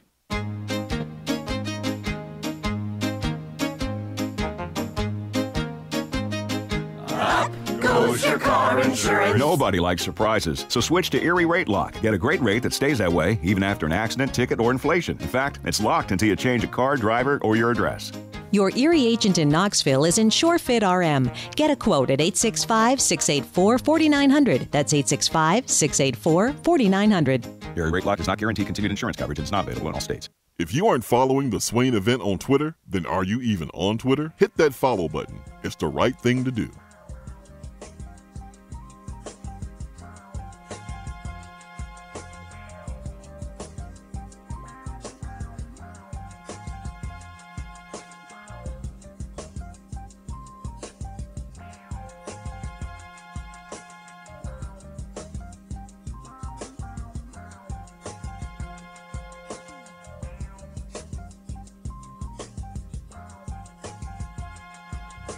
Stephen Thompson on Twitter says, so I think this 2015 season is surprising. I think we finished strong. Don't add me. I'm only off by 3 years.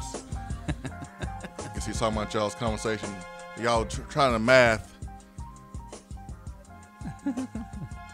About my age. About your age. Yeah. When you turn 38, 39, 52, 39. 73, one of those numbers. Ben was in the ballpark. It's okay. 865-200-5503, B-Drive Waterproofing Hotline. Austin Price from VolQuest will join us at 9:15.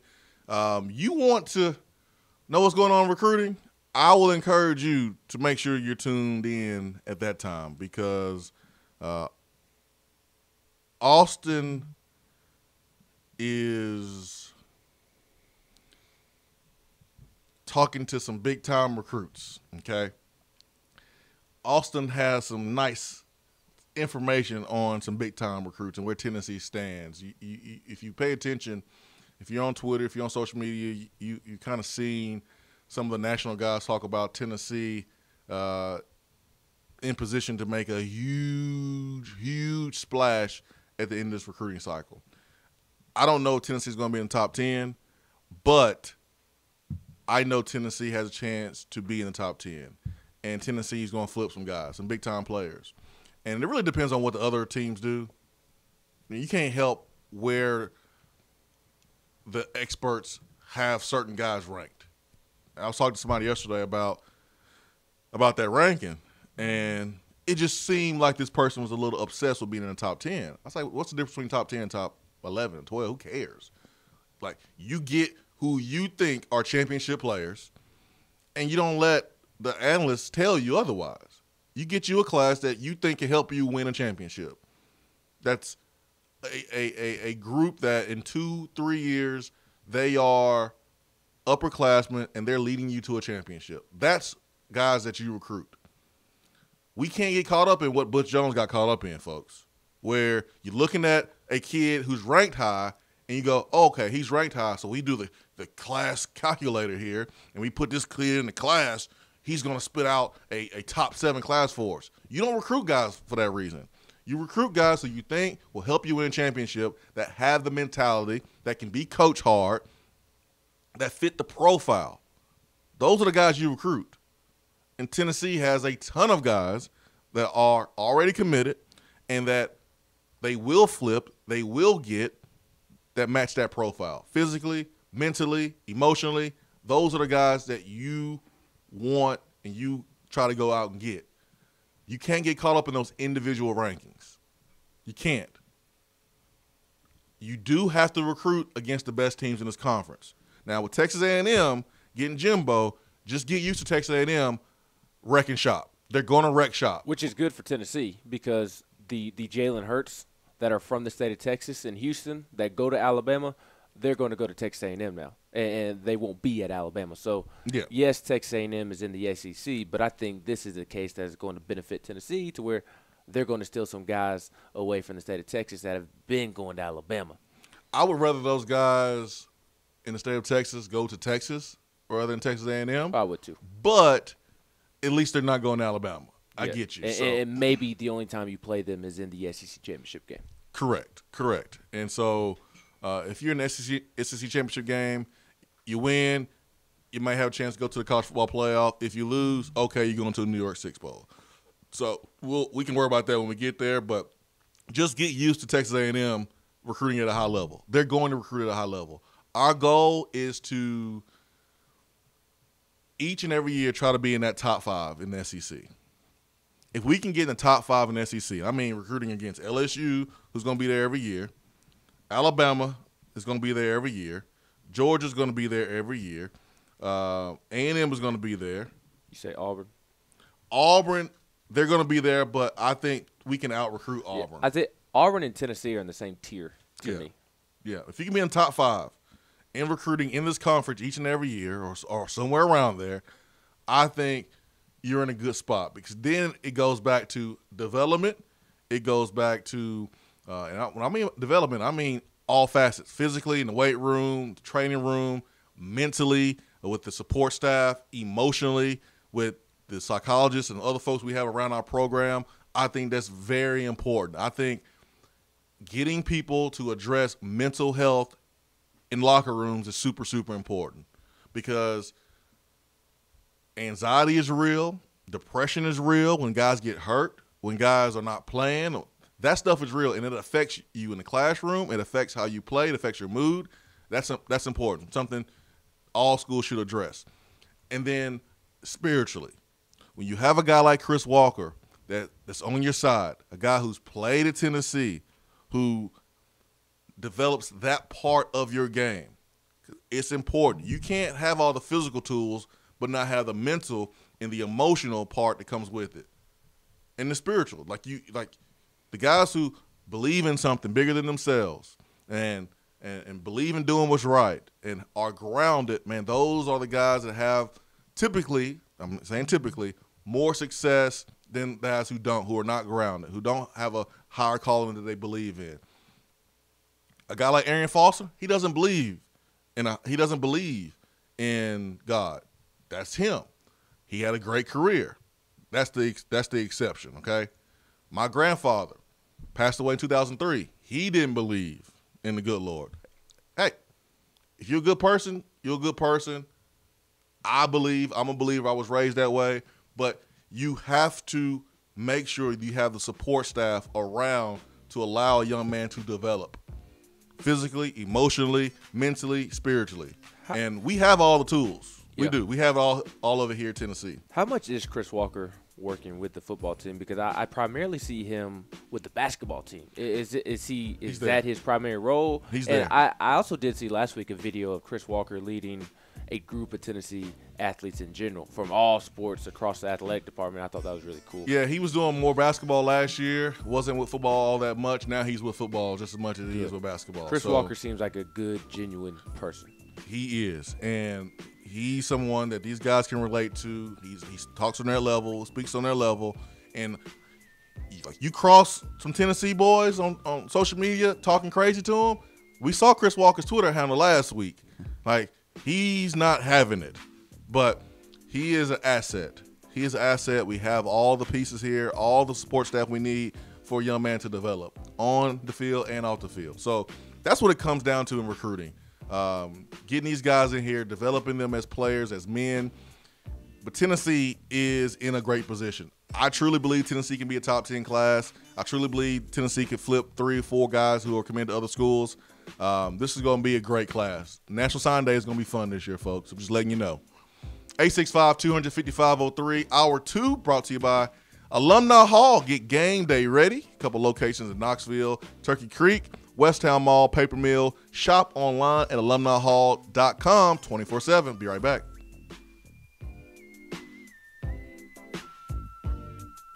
You're driving home, flashing blue lights in your rearview mirror. The next thing you know, you're being arrested for DUI. Be responsible, but remember, just because you're arrested doesn't mean you're guilty. Call DUI and criminal defense attorney Marcos Garza. Put this number in your phone right now, 865-540-8300, because you never know when you or a friend will need it. Don't say guilty, say Garza. 865-540-8300 and GarzaLaw.com. JC's Tree and Landscaping Service specializes in quality tree work done at an affordable price. Trimming and removing trees are their specialty. They also offer other services like land clearing, stump grinding, crane services, and all of your basic landscaping needs for both commercial and residential. JC's will give you a free estimate and beat any written quote by a competitor to guarantee that you get the lowest price around. Don't risk your land with a fly-by-night service. JC's Tree and Landscaping is licensed and insured. Give them a call at 865-599-3799.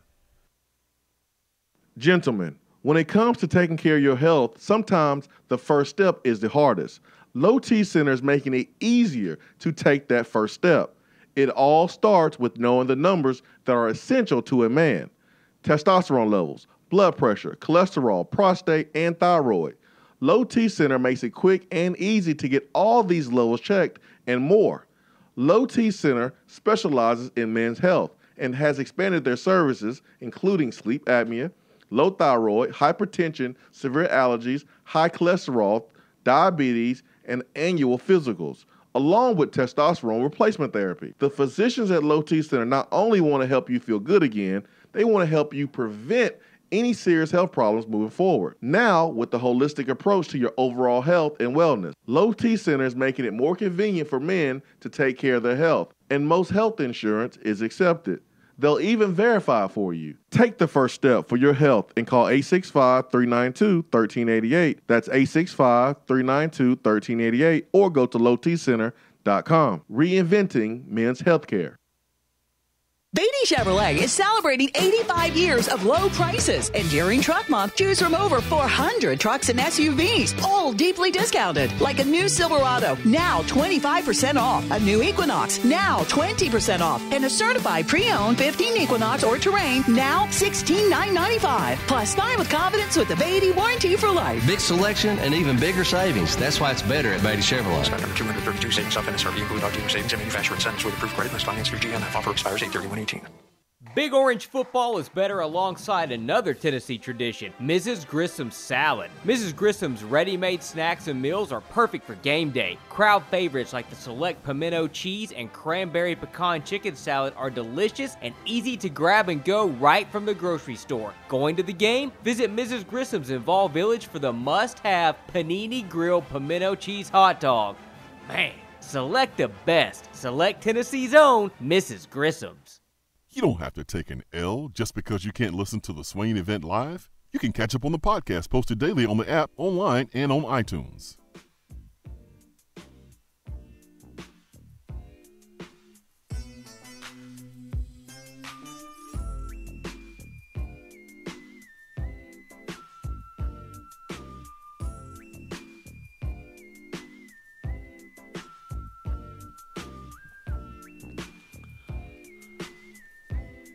Nelson says, will you guys be at Dead End for this year's National Sign Day?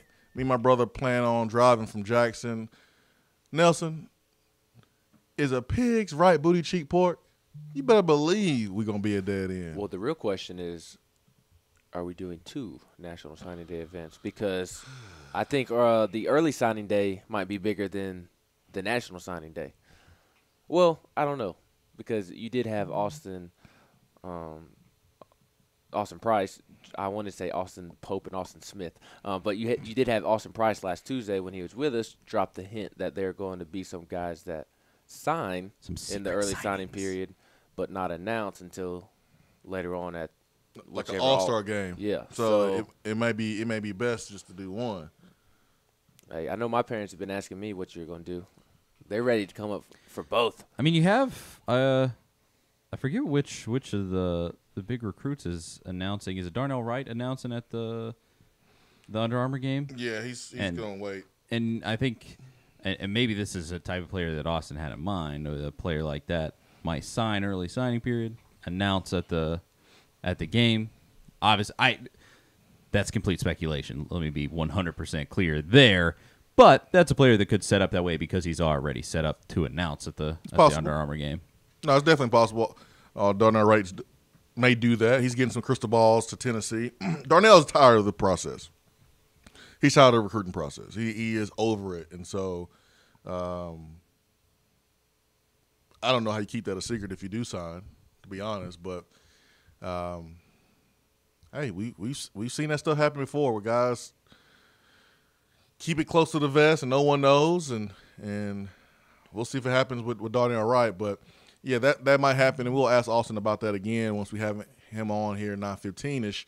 But I need y'all's feedback on this because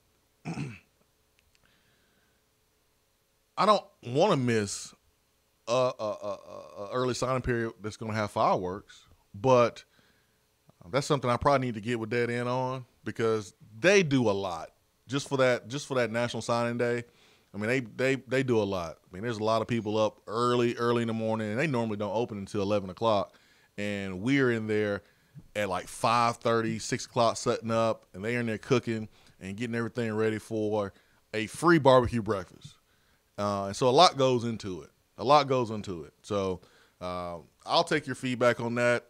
I don't know if it's something we can do, but certainly want to hear what you guys think about that. DR Vol says, I know there's certain things you can't say, but who do you see most likely to transfer?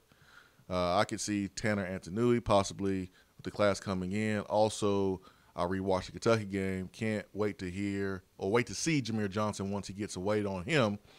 Yeah, he got a little dog in him. He's had that dog all season. Him and Jerome Carvin had that dog that you want in an offensive lineman. It's just they've really struggled to be consistent and just block the guy in front of them this season. But once it clicks for him and he adds some weight, he's going to be a good one for Tennessee, I think. And I want to be clear because it was a little confusing there the way that you read that question.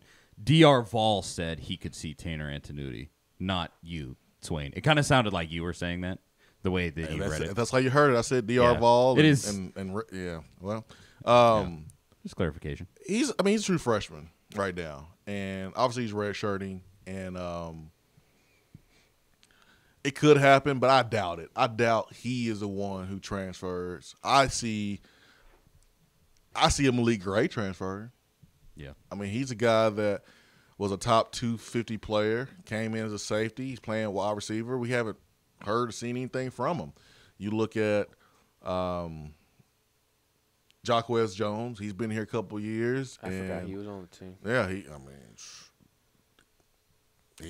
I think the big one that stands out Williams is probably a Will McBride.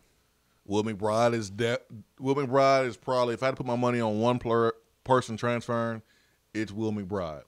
No doubt, because he's a quarterback. Only one's going to play. Got one coming in. Jarrett's, I think, turned the corner, and it's going to be hard to unseat number 2. I think he's the guy. And you got some talent there with J.T. Stroud, who has a big arm. Will McBride's not going to play at Tennessee. So if you want to play college football, you're going to have to go somewhere else. You're going to have to go somewhere else, period. And he's a good kid, does everything right. I've heard good things about him, but he's not going to play here. You know, I feel bad that he actually chose to come to Tennessee because he was committed to Memphis. And here's why I feel bad that he chose to come here because, yeah, Tennessee, I love Tennessee. It's a huge opportunity to play in the SEC. But when you're committed to Memphis for as long as you were, and Tennessee only recruits you because they just want to bring a body in, your chances are not that great to be the guy. It's just not that great. And if you want to play, he probably should have never came to Tennessee. Now, it was good to see him in there. He got an opportunity Played hard last year, made some plays. He's limited, but he made some plays last year, and he'll always cherish those moments, but it probably shouldn't have come here, to be honest, if you wanted to play 4 years and really be the guy and play. But those are some guys I feel like will transfer. That's a tough topic to talk about. We're speculating on guys leaving, but when you look at players who are not freshmen, who are not playing, those are probably the first guys that you look at and kind of mention. PDD says, so you wouldn't rather have Bama's class, Ohio State, Georgia, LSU? There's a strong correlation to recruiting rankings and wins and championships. Yeah, there is, which is those teams are in the top 10 consistently. We are coming off a season. We're going to be coming off a season where we will barely win 6 games. We have a chance to win 7, but this is the position that we're in. We got embarrassed on national television a couple times. We won some good games a couple times this year. You got to be a realistic, PDD.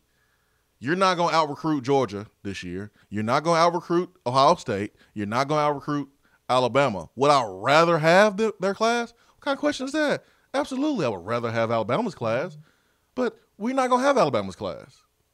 We're not going to have Georgia's class. We're not going to have Texas A&M's class. Not this year. You're building. You're building. You hope that this year you get yourself a top 10 class. Again, I'll take that with a grain of salt. If you get a top 11 class, are you going to be like, oh, man, we didn't get a top 10 class. Oh, we failed. No, you're going to be happy if you get good players. Realistically, you're not going to have a top 5 class. Realistically. But we're talking next year where this state is littered with great offensive linemen. You're going to have another year under Jeremy Pruitt. You got a favorable schedule next year. You're going to attract the same guys like Kavaris Couch who may pass on you this time. The next Kavaris Couch may say, yeah, because you're going to be a step closer to being a really good football team. And they may sway a Kavaris Couch. So would I rather have a Bama class? What kind of question is that? Absolutely, I would rather have a Bama class. There is a strong correlation with teams that recruit in the top 10. They have a chance to win. But you have to do it each and every year. You have to do it each and every year. And this year, coming off a season where you're predicted to win 5 games and you may win 7, how can you expect to be a top 5 class this year? It's just really unrealistic to me. But you can get good players, and they will get good players. Danny and Jackson says, I love to buy Neal and Mafia a beer or 5. Please tweet a link to this call. I got to save it with the West Virginia call. You can definitely do that. Goval says Pruitt for SEC Player of the Year, SEC Coach of the Year. I say no, not yet. I say no. Go win these 2 games, and then we can have a conversation about it. I think it's way too early to really have a conversation about Pruitt being Coach of the Year in the SEC. He's done an awesome job, but it's too early. Let's go play these 2 games. Let's go win these 2 games. We got For What coming up next. For what is coming up on the Swain Event. Today looks to be sunny with a high of 69 and a low around 51. Partly sunny tomorrow with a high of 72 and a low around 61. There is a 90% chance of rain on Thursday with highs in the upper 60s. Weather on the Swain Event is brought to you by Be Dry. If your basement is wet or cracked, Be Dry can help. BeDry.com. Do you have cracks in your foundation?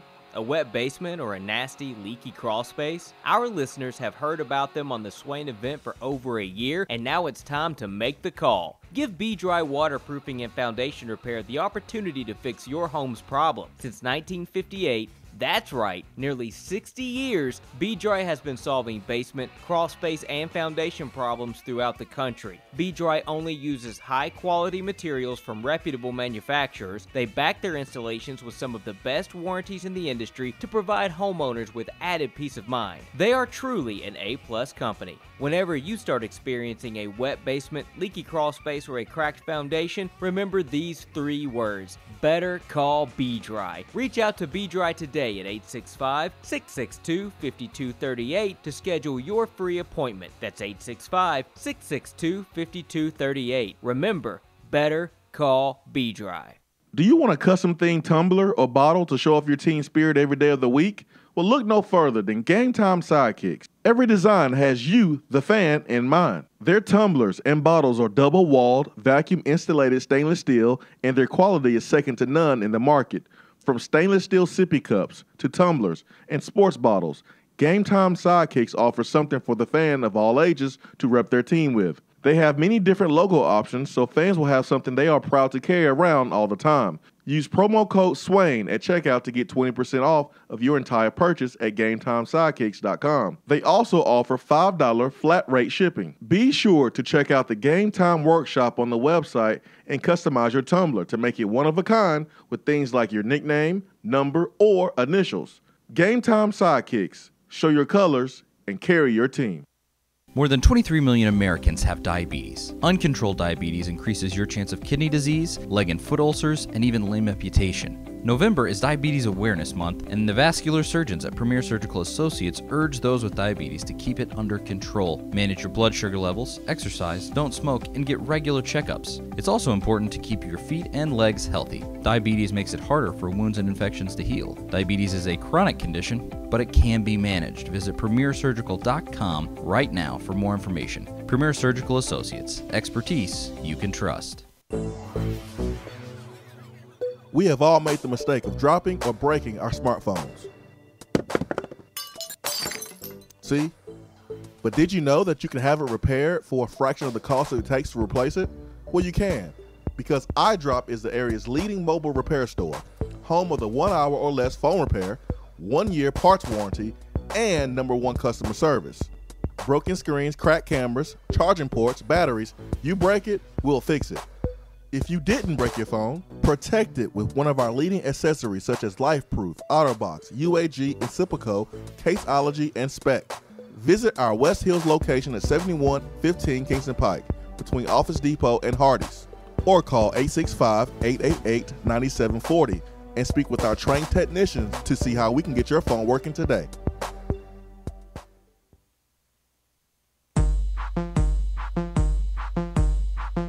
Dan Mullen posing awkwardly with recruits. For what? Gators working out wearing costumes. For what?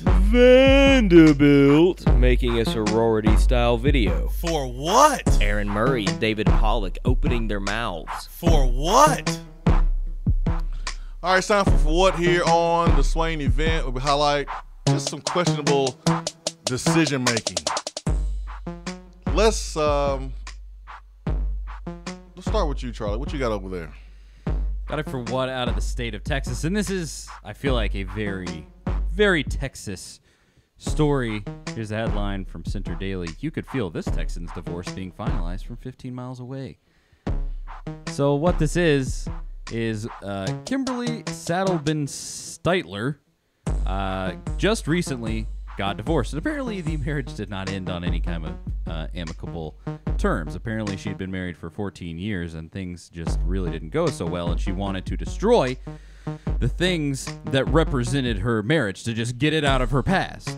And you know, you could like throw it in a fire, you could donate it to charity maybe, you got options. But instead of doing those normal things, she decided to rig up 20 pounds of tannerite and explode her wedding dress. The explosion could be felt up to 15 miles away, according to people who were in attendance and others who just felt it.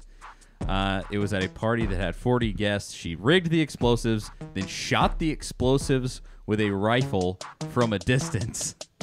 It exploded, and like I said, the explosion could be felt from 15 miles away. Freaking Texas, man. I feel like, we talk about like meth-riddled crazy people in Florida, people shooting wedding dresses and exploding them with 20 pounds of explosives. I feel like that's a true Texas for what? Everything is right bigger there. in Texas, man. Even the divorce celebrations. No doubt about it. I'm surprised you didn't have anybody here in Tennessee celebrate yesterday with being the 1 year anniversary of Butch Fire. Which really? I'm sorry, y'all can have that one. I can't really give you anything on that. I don't really care. So maybe some folks celebrated like that yesterday, and we just haven't heard about it yet. Maybe it will make its way in the news in a couple days. But yeah, that's a serious for what there. Bean, what you got? I'm going to the state of Florida for what, courtesy of Volstorm. He sent us this for what yesterday because a Gainesville man was arrested Sunday morning after police said he took a joyride on a University of Florida Athletic Association-owned all-terrain cart used to transport injured football players off Steve Spurrier Field. At about 2:30 a.m., Parker Lee Prince, 26 years old, found the $10,000 cart parked outside of the south end zone of Ben Hill Griffin Stadium with its keys still in it. And nearly 4 hours later, police found Parker at a Circle K gas station where he had driven the cart some 2.7 miles from Southwest 35 Place, wherever the heck that is in Gainesville. During the ride, Parker damaged the cart's fender, which caused an estimated $1,000 in damage, police said. He was charged with criminal mischief and grand theft with property damage. Parker was booked into the county jail, and he was at his first court appearance on Monday morning. So just a big old for what for Mr. Parker Lee Prince. Sounds like a pop star. Look, only Marshawn Lynch can pull this off. Yeah. I mean, I can't tell you how many times though when I've gone to Tennessee sporting events, I've seen those carts laying around and been like, oh man, what if I just hopped in it and drove off? On Friday night, I was walking out. I was leaving the basketball game from Thompson Bowling with my buddy Blake and Rob, and there's a cart right there sitting at the exit, and I joke like I always do, hey, you want to take it and go for a ride? The keys were in it. It was running. Nobody was around. I was like, but I think if I want to make it to Tuesday's basketball game with my credential, I ought to not take this cart and go for a little joyride. I decided not to go Grand Theft Auto inside Thompson Bowling Arena. For this situation to happen, deserves it for what? South Green, Oneida playing last weekend in the playoffs. For some reason, the chain crew is on the home side of the South Green sideline. It is fourth down, and it's funny because during the play, the chains are moving. The chains are moving. The team who is not the home team, the opposing team, the away team, Oneida, they have the ball. And these chains are on the South Green sideline, and the chains are moving during the play. That doesn't look fishy, huh? Not a good look for TSSAA. It's not a good look for South Green. Obviously, they are the better team. That play did not help them win the game. But when you have grown men who help with the chain game, and you're moving the chain during the play, it sure appears like you're trying to cheat for your team. And if you're trying to cheat for your team, why are you trying to cheat these 14, 15, 16-year-old kids out of their high school football experience? Why would you do that? So this situation gets a for what? It looks very fishy. Very fishy. I retweeted it yesterday. I'll retweet it again right now. You can follow me at Swain Event on Twitter. It looks really fishy. It is cringeworthy. When you look at this video and you got a grown man doing this at a high school football game, it's embarrassing. This dude should be banned for life from ever working the chains again. I don't care if it was a mistake. You cannot do that. You know the rules. You ain't supposed to be moving the chains during the play like that. It's a bad look. the chains on the home sideline, he should be banned from doing the chains ever again. Well, and you also look in this video, it's not like there's not people around. He moves a dude out of the way to move the chains. He pushes a guy, and that guy doesn't say anything. There are players watching him do this. It looks like there's a coach that sees him do it too, and nobody says anything. I don't know. Well, and that's gross, the man. thing that's weird, like if somebody's recording him and like zooming in on him, that tells me that whoever was recording the video had suspicion that this was going on before he took the video. So I don't think it was an incident or an accident, rather, of him accidentally moving the chains. No. Because why would that person take a video just randomly of the chains, of anything? I'm sorry, but the chains are the only time I watch the chains is when they're moving it on first down. That's the only time. And really, even then, I don't pay attention to it. So terrible. But you know who else also gets it for what? The Today Show popped up on my Twitter timeline, and they were talking about what they're going to talk about on Today's Show. Apparently, the man who helped capture El Chapo is speaking out as the trial gets underway. Sir, are you asking to die? Why are you speaking out? Are you asking to die? Hide in the shadows. What are you doing? I feel bad for the people that's going to be on the jury who've been selected to be on the Genuinely. jury. Yeah, there's some Scary. I saw where like one lady was like crying. She was so afraid to be on that jury. That's serious stuff right there. Yeah, man. it's no thing. I don't even want to say the dude's name. Who? We gotta go to break. We didn't talk about El Chapo. No, what? Please. We going to a break here in a second. We're gonna get Mark. Hopefully, Mark decides to stay on hold for us. We wanted to give you enough time, Mark. So we want to have you get on and rush your phone call. So we're gonna take a break here in a second and come back on the other side of aisle 3. Can we please? This is an attaboy. Yes, more than anything. I think I know where you're going. D'Arval just sent us a picture of his kid and his daycare picture. So it's like a school picture, and in the picture, he's holding a sign called Fire Butch, his little son who's in daycare. And D'Arval said a year ago today, his wish came true. And yes, this is his real picture from daycare. See, kids? Amazing. Your hopes and dreams can come true. You can do anything if you set your mind to it. Just put it out there in the universe, and you can achieve your goal. That kid must have listened to Inky Johnson speech. Just write your goals down, and it can come true. Hour 3 coming up around the corner. Austin Price at 9:15 from VolQuest. Stay with us.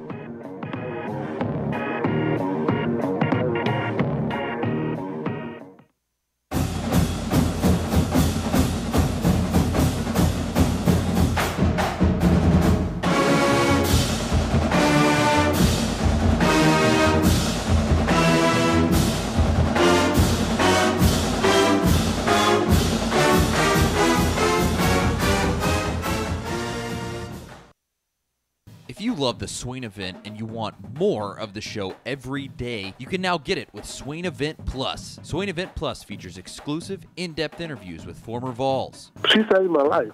I probably would have never made the comments, man. I looked at him and said, Coach, no disrespect. I'm going to Tennessee. I'm going to play in the SEC. With Swain Event Plus, you can also get access to the exclusive podcast Reel on the Hill with Tennessee media legend John Bryce. What is going on there with that battle? Had lunch with some folks over the course of this past week who indicated some inside the program believe that Jarrett Garantano is really ready to take that next step. So go to SwainEventPlus.com right now to sign up and check out all of the amazing extras that you can get. That's SwainEventPlus.com. Get more.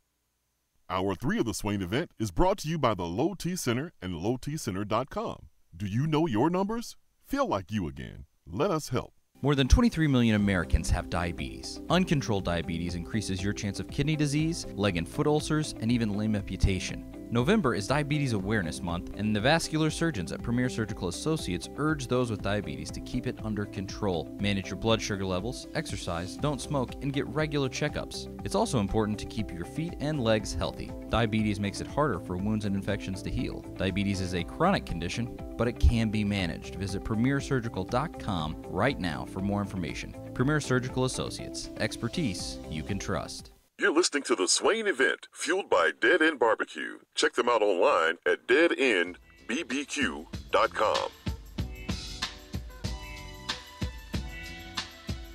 Let's go directly to Mark on the B-Dry Waterproofing Hotline. Mark giving us 64 effort during his whole line. Mark, good morning. Bueno, my brother, what's happening? What's up, man? You should saw the look Ben gave me when I said that.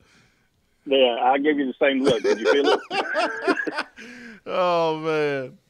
Hey, man, you brought up Inky Johnson. Man, I forgot how much I loved his things that you used to have on the show, dude. Those things touched me every time he brought them up. Those were good clips you had. Oh, yeah, man. He was just getting going, and I think he was sharpening his axe, and we're glad that he was able to do it on this show. And now he's blown up, man. He's big time. So well, maybe sometime he can make a guest appearance just for one every once in a while or something. You know, that'd be awesome. Yeah, I don't know if that's gonna happen, man. It's been a while since I talked to Inky, to be honest. A long time, and it's weird, but yeah, I don't know if we're gonna be having Inky do any inspirations on the show. No worries. I thought about Inky Saturday night when I seen that boy laying face down in the end zone. I was like, please, not another one. I know, man.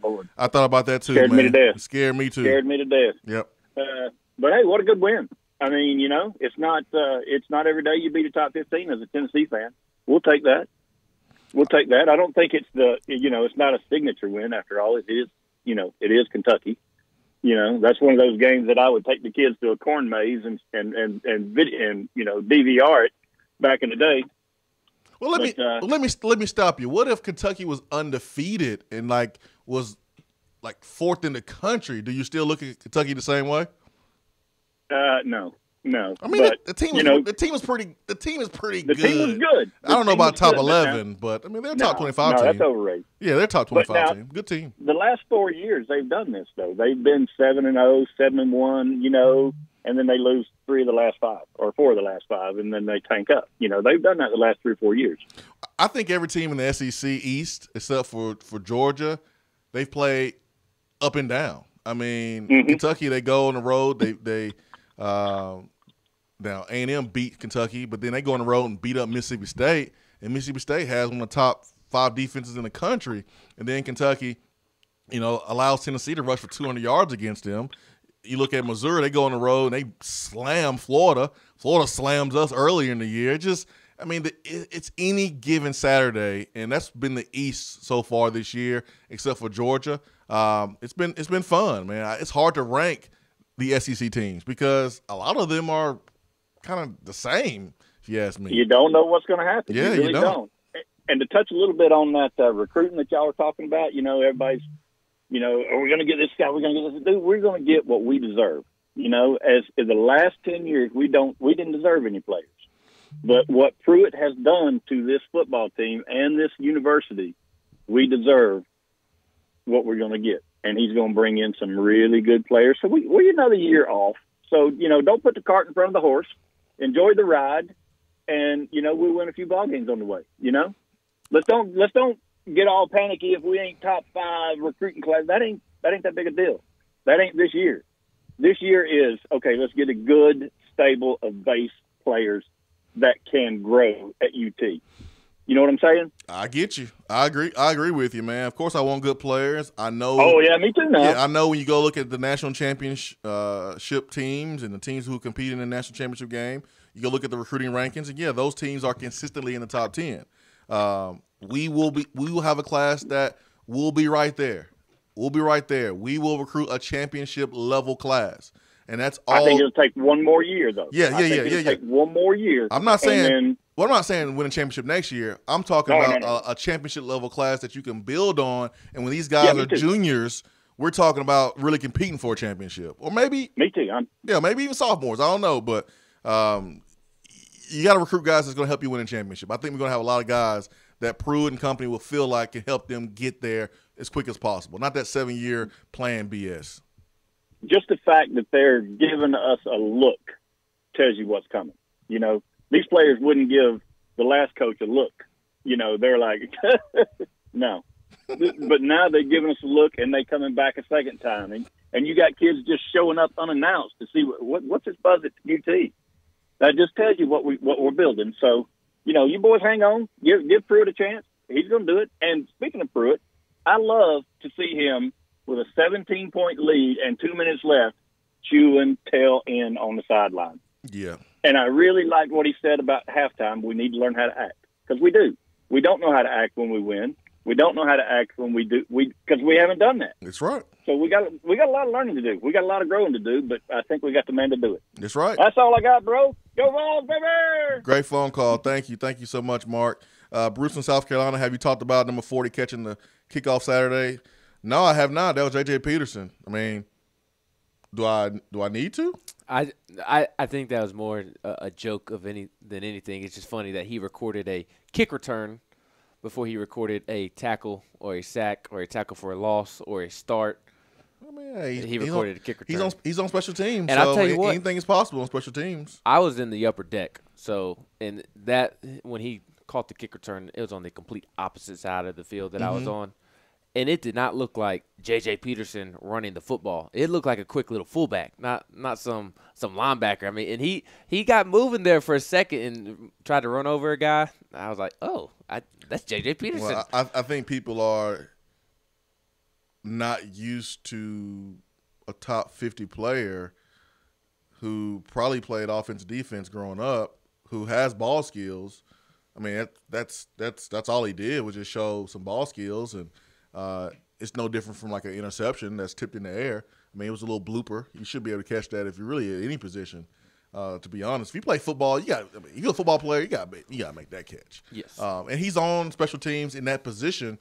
He's on kickoff return in that position for a reason. He has hands. So if you do bloop it up, you feel confident that he can fair catch it or catch it and return it. And so I'm not surprised. I mean, we can mention it because it's J.J. Peterson. Well, it's just funny, and he didn't get here until the West Virginia week. But I didn't think it was a big deal at all. No, I think the reason it was brought up on the text box is it's just funny that he recorded a kick return before any defensive statistic. I mean, but he's on special teams. I know. I mean, it's just funny. It's still funny to me, just the profile of that kid at this point, because I tweet throughout the whole every Tennessee football game. I live tweet it from Orange and White Report's Twitter account, and that I just tweeted J.J. Peterson returned that kickoff, and I think I put like an eyes emoji, like, oh look, J.J. Peterson, and it was like one of the most retweeted and liked things that I tweeted that day. And why? Because he was a top 100 player. Because he plays. I don't get it, man. He hasn't done anything yet. It's just funny, I guess. Well, because we just don't expect like the first time he appears in the stat book for him to be returning a kickoff. I mean, but we got to think about it. He arrived the week of the first game, and folks were like, "Hey, when is he gonna get in?" Excuse me, he arrived on campus game week. What do you expect? And it was like the Thursday and the of game dude week. was like, he was looking like me when he arrived. So he had to get in shape. He had to learn the playbook. What did you expect?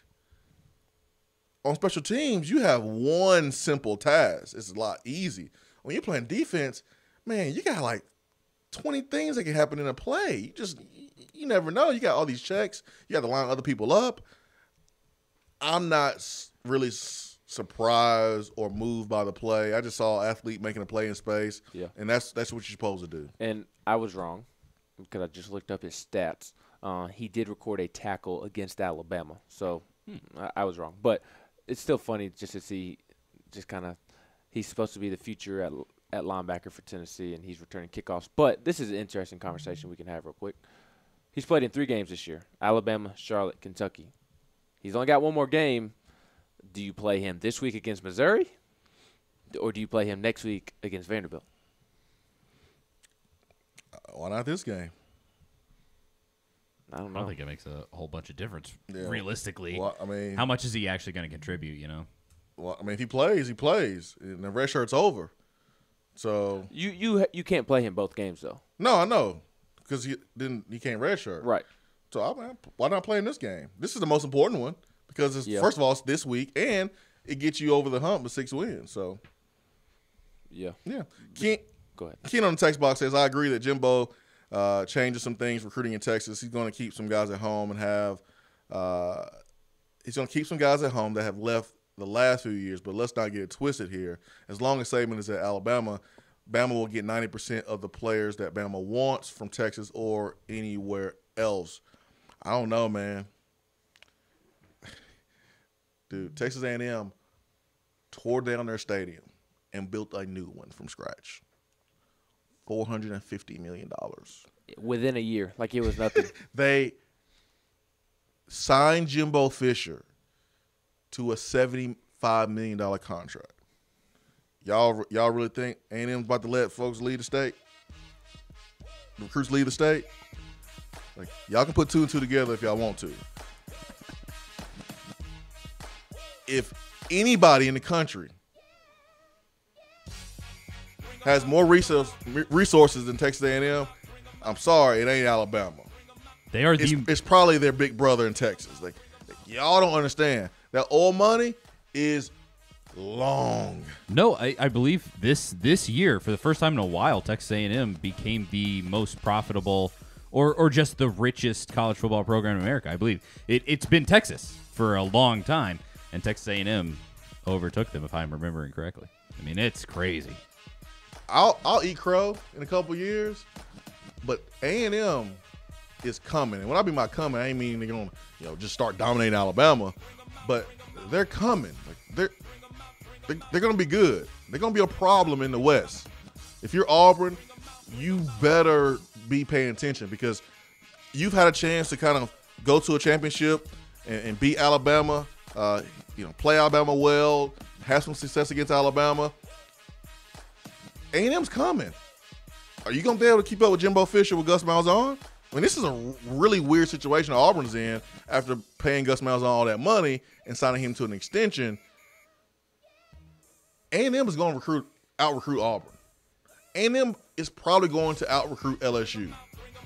Now, Alabama, they're not going to out-recruit Alabama, but 90% of Alabama players want, 90% of the players Alabama want, they'll get. I don't know about that. And Texas A&M, man, them boosters are for real. They tired of losing. $148 million in revenue last year. All right, we got to talk to Austin Price coming up next. He joins us here on the Swain Event.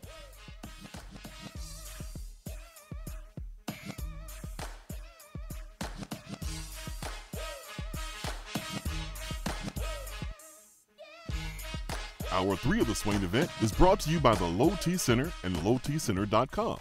Do you know your numbers? Feel like you again. Let us help. VFL's Jason Swain and Todd Kelly here with our Men on Football and Smoothie segment. Let's discuss some of our favorite smoothies and how they impact our lives. TK, man, tell me which smoothie comes to mind when you think about playing defense? Swain-O, the Peanut Butter Power Plus and the Power Punch Plus provide the energy needed to make plays every time they take the field. Then you have the Gladiator and the Hawk, nutrition every dominant player has to have. Bottom line, everyone wants to be a dominant player. Now, Swain, you tell me about the offensive side of the ball. TK, it's simple. You always score with Smoothie King. The shredder personifies what we are going to do to opposing defenses. The Berry Punch and Activator will light up the scoreboard. And in case we need to go into overtime, the Pure Recharge will put us over the top for the win. Swain-O, you know I love football and Smoothie King. I'm a VFL, a Smoothie King for life. The Chocolate Gladiator and the Chocolate Shredder with the scoop of peanut butter, oh, that's my go-to smoothie. They get a chest bump all day. Yes, sir. This concludes our Men on Football and Smoothie King segment for today. Don't forget the Sip by Sip program. Use Smoothie King as a meal replacement 5 or more times a week, and you'll feel and see the difference. Smoothie King, the healthy alternative to fast food. Delicious and nutritious. TK. Don't forget the peanut butter. Yeah, boy. Gentlemen, when it comes to taking care of your health, sometimes the first step is the hardest. Low T Center is making it easier to take that first step. It all starts with knowing the numbers that are essential to a man. Testosterone levels, blood pressure, cholesterol, prostate, and thyroid. Low T Center makes it quick and easy to get all these levels checked and more.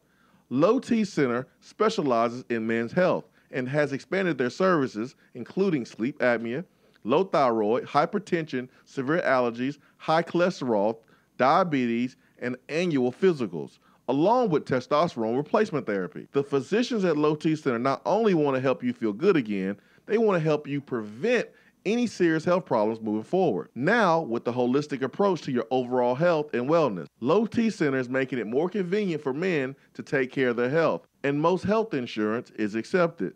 They'll even verify for you. Take the first step for your health and call 865-392-1388. That's 865-392-1388, or go to lowtcenter.com. Reinventing men's healthcare. JC's Tree and Landscaping Service specializes in quality tree work done at an affordable price. Trimming and removing trees are their specialty. They also offer other services like land clearing, stump grinding, crane services, and all of your basic landscaping needs for both commercial and residential. JC's will give you a free estimate and beat any written quote by a competitor to guarantee that you get the lowest price around. Don't risk your land with a fly-by-night service. JC's Tree and Landscaping is licensed and insured. Give them a call at 865-599-3799. Federal Credit Union, a place where you belong. Alcoa 10 Federal Credit Union has helped people save money for almost 80 years. Whether it's free checking, financing a vehicle, or purchasing that new home, Alcoa 10 is here to help you. Better rates, better service. Check them out at atfcu.com. Alcoa 10 Federal Credit Union, a place where you belong. Member NCUA. For a replay of each day's Swain Event TV, like us on Facebook.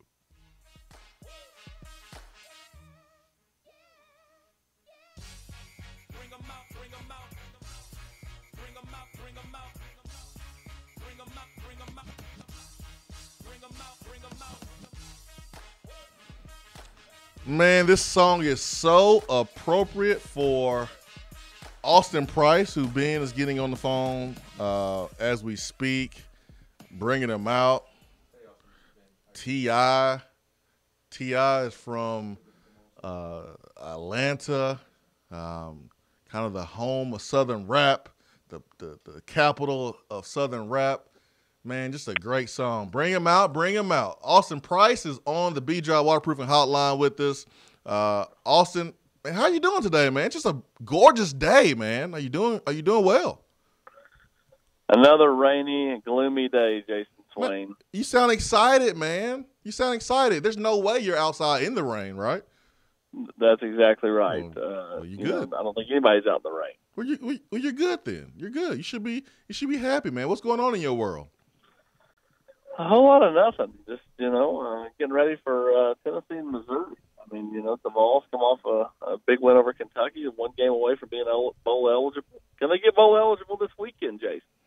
Man, I think they can. If they play with the same juice and play with the same execution they did against Kentucky, there's a chance. Now, Drew Lock he's a real deal, but has some pass rush. Got 2 interceptions last week.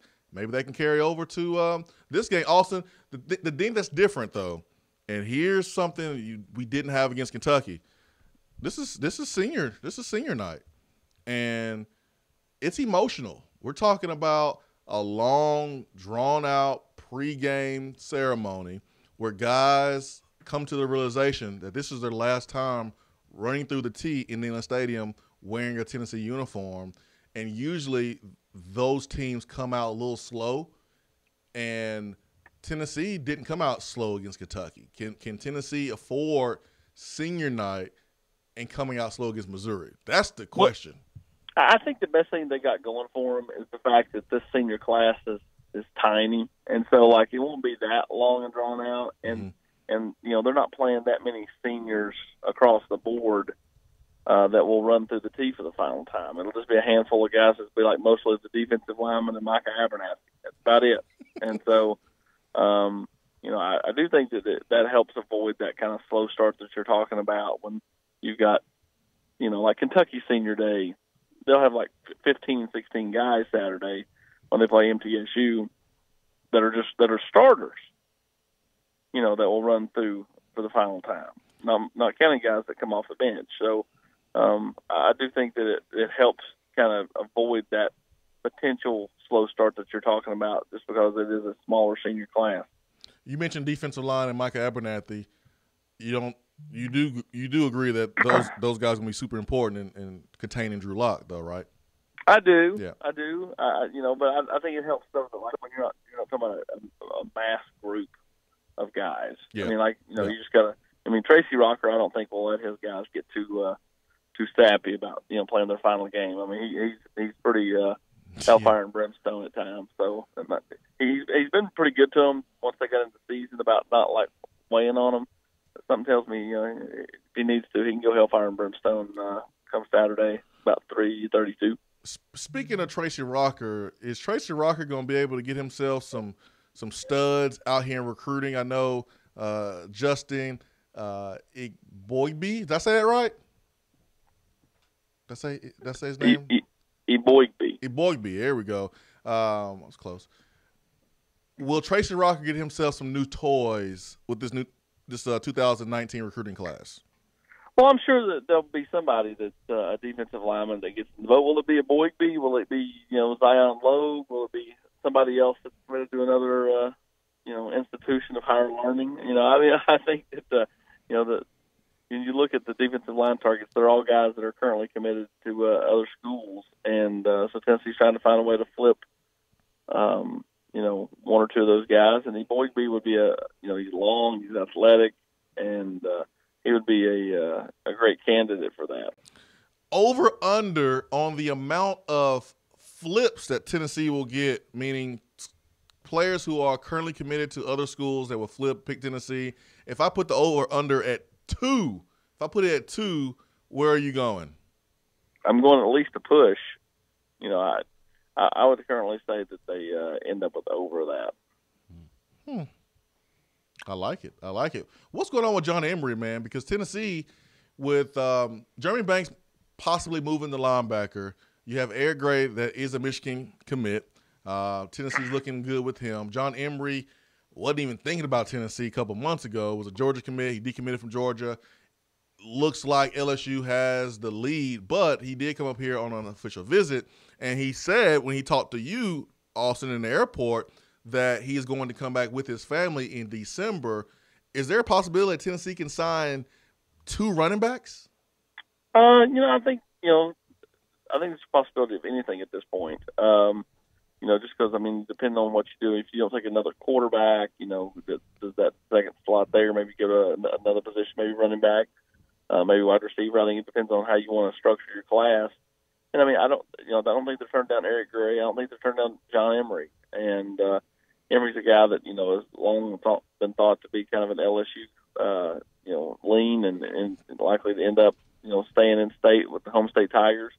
I think Tennessee at least cracked the door open with an unofficial visit. If they get him back for an official visit, they got a shot. I still think LSU's going to be tough to beat. But you never say never when a kid comes unofficially and then officially within a 4-week span.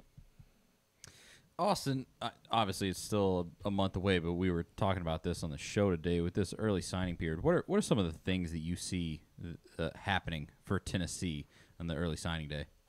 Well, I think, you're going to try to get everybody that's a big timer for you, whether it be Wanye, or if you're trying to, flip Owen Papo, trying to land Darnell Wright. I think you're trying to get all those guys signed in December. Wanye's not an early enrollee, but you want to go ahead and get him signed. Owen Papo is an early enrollee, so he will sign. Darnell Wright, not an early enrollee, but I think, Darnell's one that's growing, kind of tired of the process, tired of all the hoopla. I'm not sure he wants to carry that into January. So, we'll see if Tennessee or whoever can try to talk him into go ahead and pull the trigger and sign it into the December signing period. But, I think across the board, all schools want to get the lion's share of their, commits for the 2019 class in the boat in December. That way they can totally focus or heavily focus their attention in January to 2020 guys. Head coaches go out on the road, they can't go out in the spring, so you kind of use that month of January as like a pseudo spring period where Jeremy Pruitt can go out and, at least check in on some 2020 guys that are, you really like a lot, and kind of start building that bond for the next year. Austin Price here on the Swain Event from VolQuest, Austin Priceless on Twitter is how you can follow him. I like John Emery. I like this kid, Jaden Hazelwood, not just because they're good players, but because they decommitted from Georgia. What is Tennessee's chances with old Hazelwood, who is one of the top receivers in the country? Well, with Hazelwood, once he decommitted from Georgia, long kind of targeted by Miami and Oklahoma. Tennessee's got a shot there. They probably going to get him on campus in the next couple of weeks. But again, you got to start looking at that spot. Obviously, he would have one if he wanted to come. But he's got a long relationship with Miami. And same thing with Oklahoma. Miami's not having a great year. Oklahoma, is going to be a fringe playoff team if they take care of business over the next couple of weeks. And, depending on how everything else plays out, they could be the odd man out, or they could slide in the back door and get in the playoffs again. But I think you're always competing against that. And it's just going to pull down to selling a guy like Hazelwood on, playing time, the vision for the program, and hope that he's willing to take a chance on a program that is, a fringe bowl team this year and, was 4-8 last year. Last week, Henry To'oTo'o was supposed to visit Tennessee, and things changed at the last moment. What are you hearing on that situation? Tennessee's still trying to get him to campus in the next couple of weeks. Obviously, he is, one of the top linebackers in the country.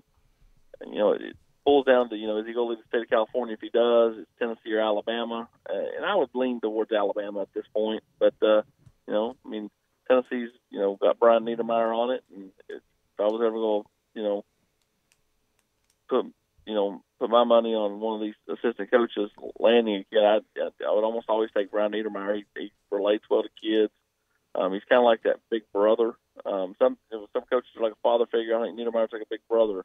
He stays on top of his guys, but he also is young enough to relate and has a great personality that resonates with both parents and the prospects. Austin Price here on the Swain Event. Speaking of Niedermeyer, Kavara's couch looking like somebody's uncle out there during the game on the sideline.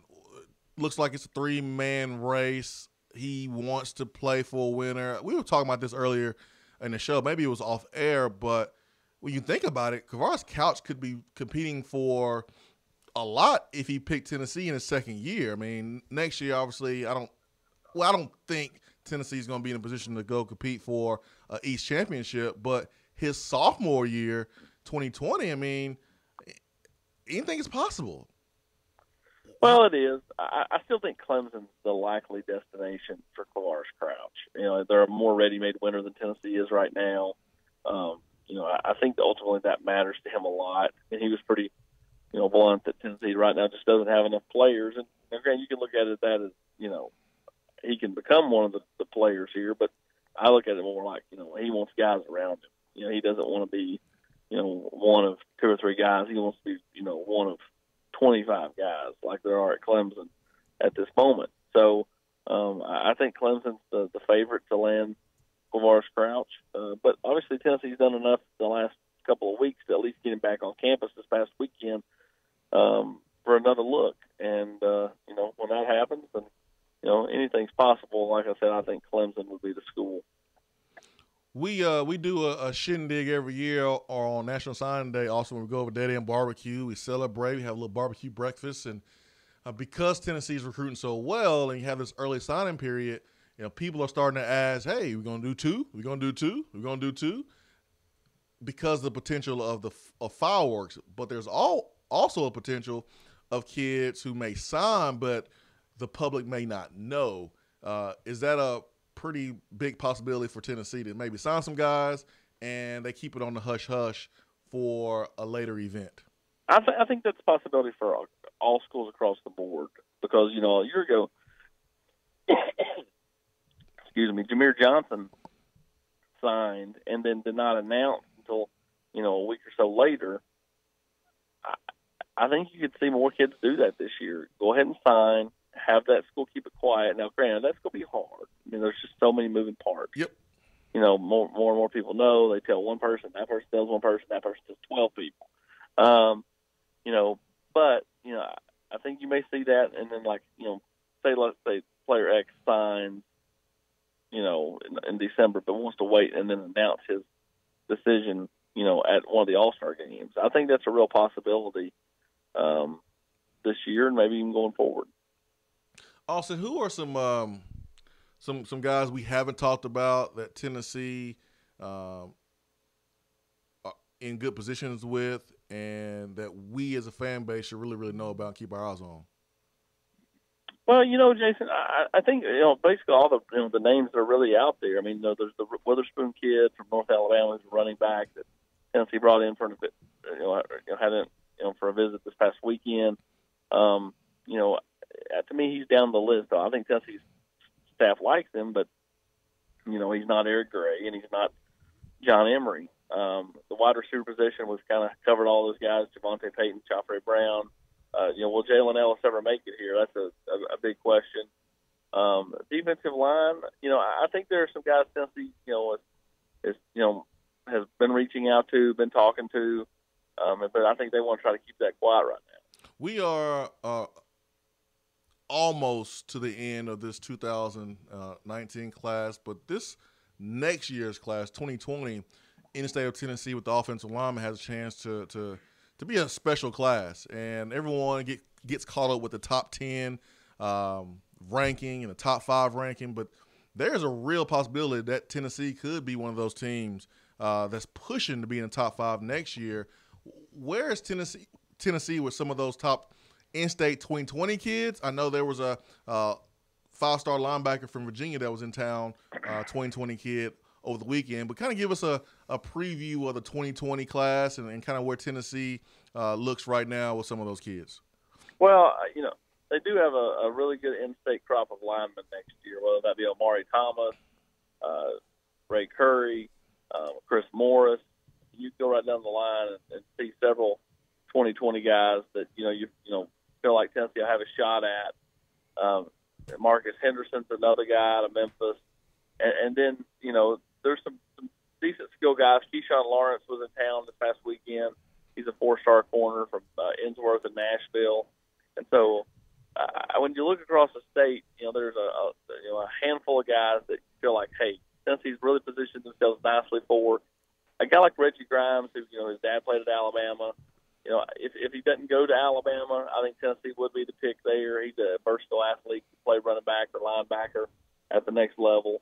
So, 2020 will be a big year in state, unlike 2019, where, Jimmy Pruitt, kind of has chosen to go out of state. I think you'll see more in-state pieces in the 2020 class for Tennessee. On the football field, Tennessee's defense is coming off a dominating performance that led Tennessee to a win over Kentucky. This weekend, they have a little different of a test going up against a potent passing attack rather than a rushing attack. Do you see Tennessee's defense following up a successful weekend with another successful weekend? Well, the last 2 weeks, Tennessee's allowed a grand total of 10 points combined. And, I think this is the first real test they've had, since South Carolina and since Alabama. So the last 2 weeks, the teams have been so one-dimensional and run-heavy, and that kind of fits what Darren and Kirkland company want to do from a linebacking standpoint. They're going to be asked to do a lot of different things this week because Demaria Crockett's had a field day against Tennessee the last couple of years.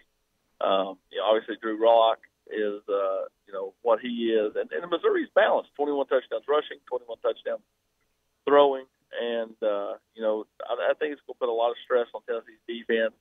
To me, they're going to have to find a way to get the lock, and they're going to have to find a way, to win one-on-one battles. Otherwise, Missouri's going to put up a lot of points, and that's going to put pressure on Tennessee's offense to try to keep up. Austin, this is a listener question here from Chris. He wants to know if there's any update on Jalen McCleskey coming from Oklahoma State and where he might end up. Jalen took an official visit to Tulane, where his dad, is a coach down there, JJ. Really? I think Tulane is in play for Jalen McCleskey. I think it's going to be a decision that, Jeremy Pruitt has to make. Do you want to go after Jalen, when it's going to, take a spot away from the 2020 class? He did that this past year because he felt like he needed to with, all the grad transfers in this class with Keller Christ and Madre London and, going right down the list with Brandon Kennedy. I don't know if he wants to go that route. I think that's something he'll have to decide. But, I think it also depends on who they can land at receiver in this current class. Just because if they don't find any real speed guys, they don't land any speed guys, then I think maybe you do look at McClaskey. Official visit to Tulane, Austin? Really? He went on an unofficial visit, or he just went to go visit his daddy? I think Tulane's in play. Two birds, one stone. I get it. I'm just messing with you, man. Hey, if he wants to go to Tulane, that's cool. Whatever. You got to ride the green wave, Jason Swain. I understand, man. I understand. You don't get many opportunities to be around your father when he's coaching D1 ball. It's a cool opportunity. I understand Pruitt maybe wanting to take a 4-year player over a 1-year player. But we need some speed. It's going to be a tough decision for Pruitt to make, for sure. All right, injury update before we let you go. It was good to see Mike out there. I think he was a huge factor in the football game, holding Kentucky's run. Did a really good job in run support. We look like we might see Trevon Flowers back on the football field. How is Bryce Thompson and others? Well, Trevon Flowers tweeted out that he would be back this week. I think he probably could have played last week, but that was a bad matchup with all the the run fits and coming downhill and trying to make tackles. I mean, potential to re-break the collarbone. I think he plays this week. I wouldn't think he'll go in there and play 50 snaps, but can he give you 15 to 20? I think that would be huge for Tennessee. And then you're right, Bryce Thompson. As Jeremy Pruitt said, he got his bell rung, and that's something where if he can pass protocol, then he'll be back out there Saturday and be able to help the secondary. I can't really afford to lose Bryce Thompson. He's been too good all year long. And really, I mean, Tennessee's a fairly healthy football team when you look at it compared to recent years. When is the last time – knock on wood. When is the last time that you've seen Jeremy Pruitt smile? Yesterday. What was he smiling about? Making a joke outside the elevator in the complex. So he makes jokes? Pruitt makes jokes and he smiles. Okay. Was it a good joke though? It's always a good joke because he's so witty. Yeah, he is. He is pretty witty. Yep. I think he'll smile if you did a Jeremy Pruitt impersonation of him right in front of him. I think he'll get a big kick out of that. Yeah.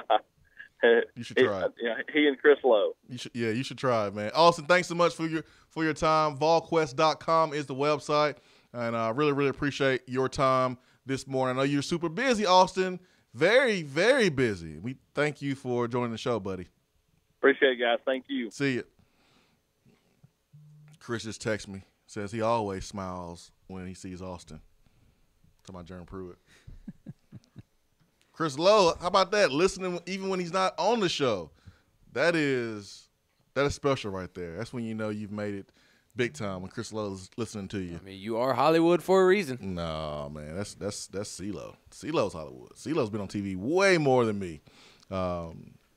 ESPN's go-to guy for everything SEC. He is the man. All I know is I've seen you on Feinbaum since the last time I've seen Chris Lowe on Feinbaum. You might have a point there. I haven't seen Chris Lowe on TV in a while. Huh. I know one thing. Chris, he's Hollywood because he's, intentionally late for, lunch meetings. And, only, Hollywood people do that. He comes in the back door to not be seen. Yeah, we had a lunch appointment at 1 o'clock.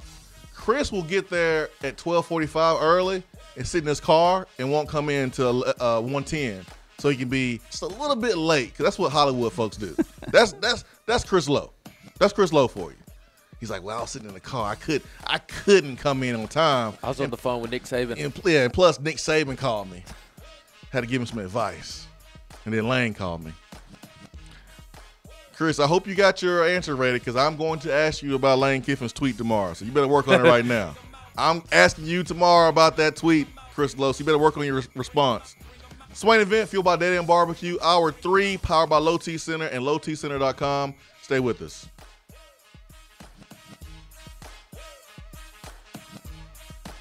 Hour 3 of the Swain Event is brought to you by the Low T Center and lowtcenter.com. Do you know your numbers? Feel like you again. Let us help. Top 100 barbecue restaurant Dead End BBQ has a new slew of daily specials for the fall. Enjoy a different special meal every day, like the smokehouse stew, barbecue cheddar meatloaf, or the smoked turkey and dressing, which includes sliced smoked turkey and cornbread dressing paired with sautéed Brussels sprouts, mashed potatoes, and a side of turkey gravy. While Dead End offers a different specialty meal each day, you can get their hillbilly chili every day. There is always something new at Dead End BBQ. Located off of Sutherland Avenue, Dead End BBQ. The fall flavor search is over. You're driving home, flashing blue lights in your rearview mirror. You pull over, step out of your car, and the next thing you know, you're being arrested for driving under the influence. Now what do? We all should be responsible. But remember, just because you're arrested doesn't mean you're guilty. Call criminal defense and DUI attorney Marcos Garza at 865-540-8300. The investigative teams at the Garza Law Firm know the justice system inside and out. They utilize cutting-edge technologies and investigative methods to prepare your specific case. Before you plead guilty to any criminal charges, call criminal defense and DUI attorney Marcos Garza. Put his number in your phone right now, 865-540-8300, because you never know when you or a friend will need it. Don't say guilty. Say Garza. 865-540-8300. 865-540-8300 and GarzaLaw.com. Backed by popular demand, shop tax-free at Better Mattress during the month of October. Save hundreds of dollars store-wide. Better Mattress will pay your sales tax on any purchase. My Better Mattress has me sleeping better than ever, and it's handcrafted in East Tennessee, so I know it is made to last by good people who care about the quality of their work. Better Mattress makes it so easy to choose a mattress, you can get started right now. Visit bedrmattress.com and click on Mattress Prescription. Answer a few questions, and they'll send you some options to start with. Plus, at Better Mattress, shoppers sleep worry-free. If you don't like it after 100 nights, they'll swap it out for you. And your Better Mattress will come with a 20-year warranty. Shop Better Mattress tax-free this month only. Good night just got better. We have all made the mistake of dropping or breaking our smartphones. See? But did you know that you can have it repaired for a fraction of the cost that it takes to replace it? Well, you can, because iDrop is the area's leading mobile repair store, home of the 1 hour or less phone repair, 1 year parts warranty, and #1 customer service. Broken screens, cracked cameras, charging ports, batteries, you break it, we'll fix it. If you didn't break your phone, protect it with one of our leading accessories such as LifeProof, OtterBox, UAG, Incipico, Caseology, and Spec. Visit our West Hills location at 7115 Kingston Pike, between Office Depot and Hardee's, or call 865-888-9740 and speak with our trained technicians to see how we can get your phone working today.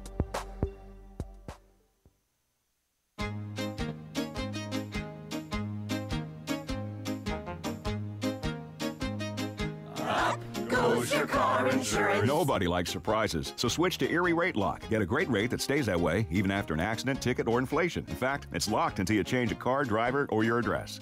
Your Erie agent in Knoxville is InsureFit RM. Get a quote at 865-684-4900. That's 865-684-4900. Erie Rate Lock does not guarantee continued insurance coverage and is not available in all states. At work? Can't call in? Don't feel bad. You can talk to the guys on the text box. It's part of the free Swain Event app.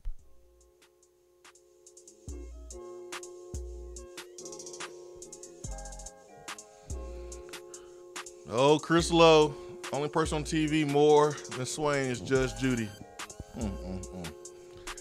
Oh, Chris, that's a good one. That's a good one. Hour 3, powered by Low T Center, lowtcenter.com. It is November. November is flying by like crazy.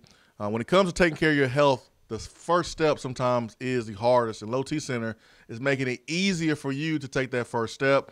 It all starts with knowing your numbers that are essential to a man: testosterone levels, blood pressure, cholesterol, prostate, and thyroid. Low T Center makes it quick and easy to get all of those levels checked and more. So Low T Center has extended some of their services. They're reinventing men's health care, and so they can test for low thyroid, hypertension, allergies, high cholesterol, diabetes. They also do annual physicals, as well as they take a hard look at sleep apnea, which a lot of folks out here don't know they have it and refuse to wear a mask, and you don't understand that you might stop breathing one night.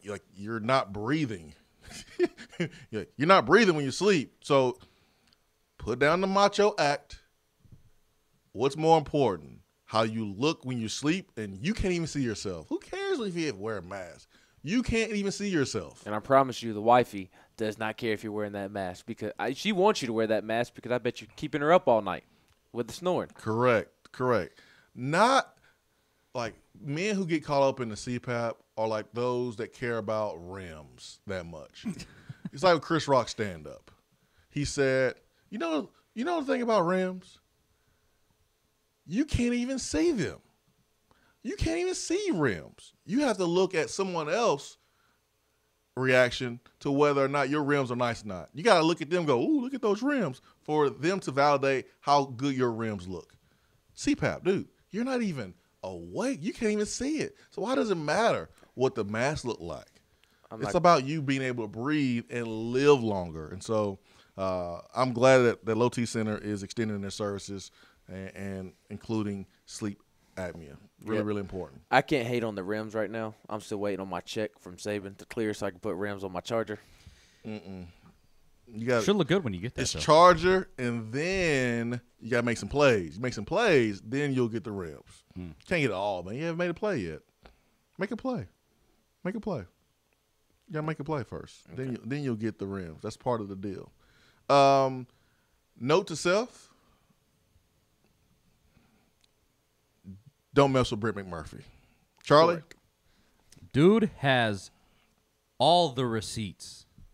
All of the receipts. And when he wants to come after you, he will find everything about you, your mom, your dog. Your grandma. Your grandma's, she's done for. Your ancestors that died 200 years ago.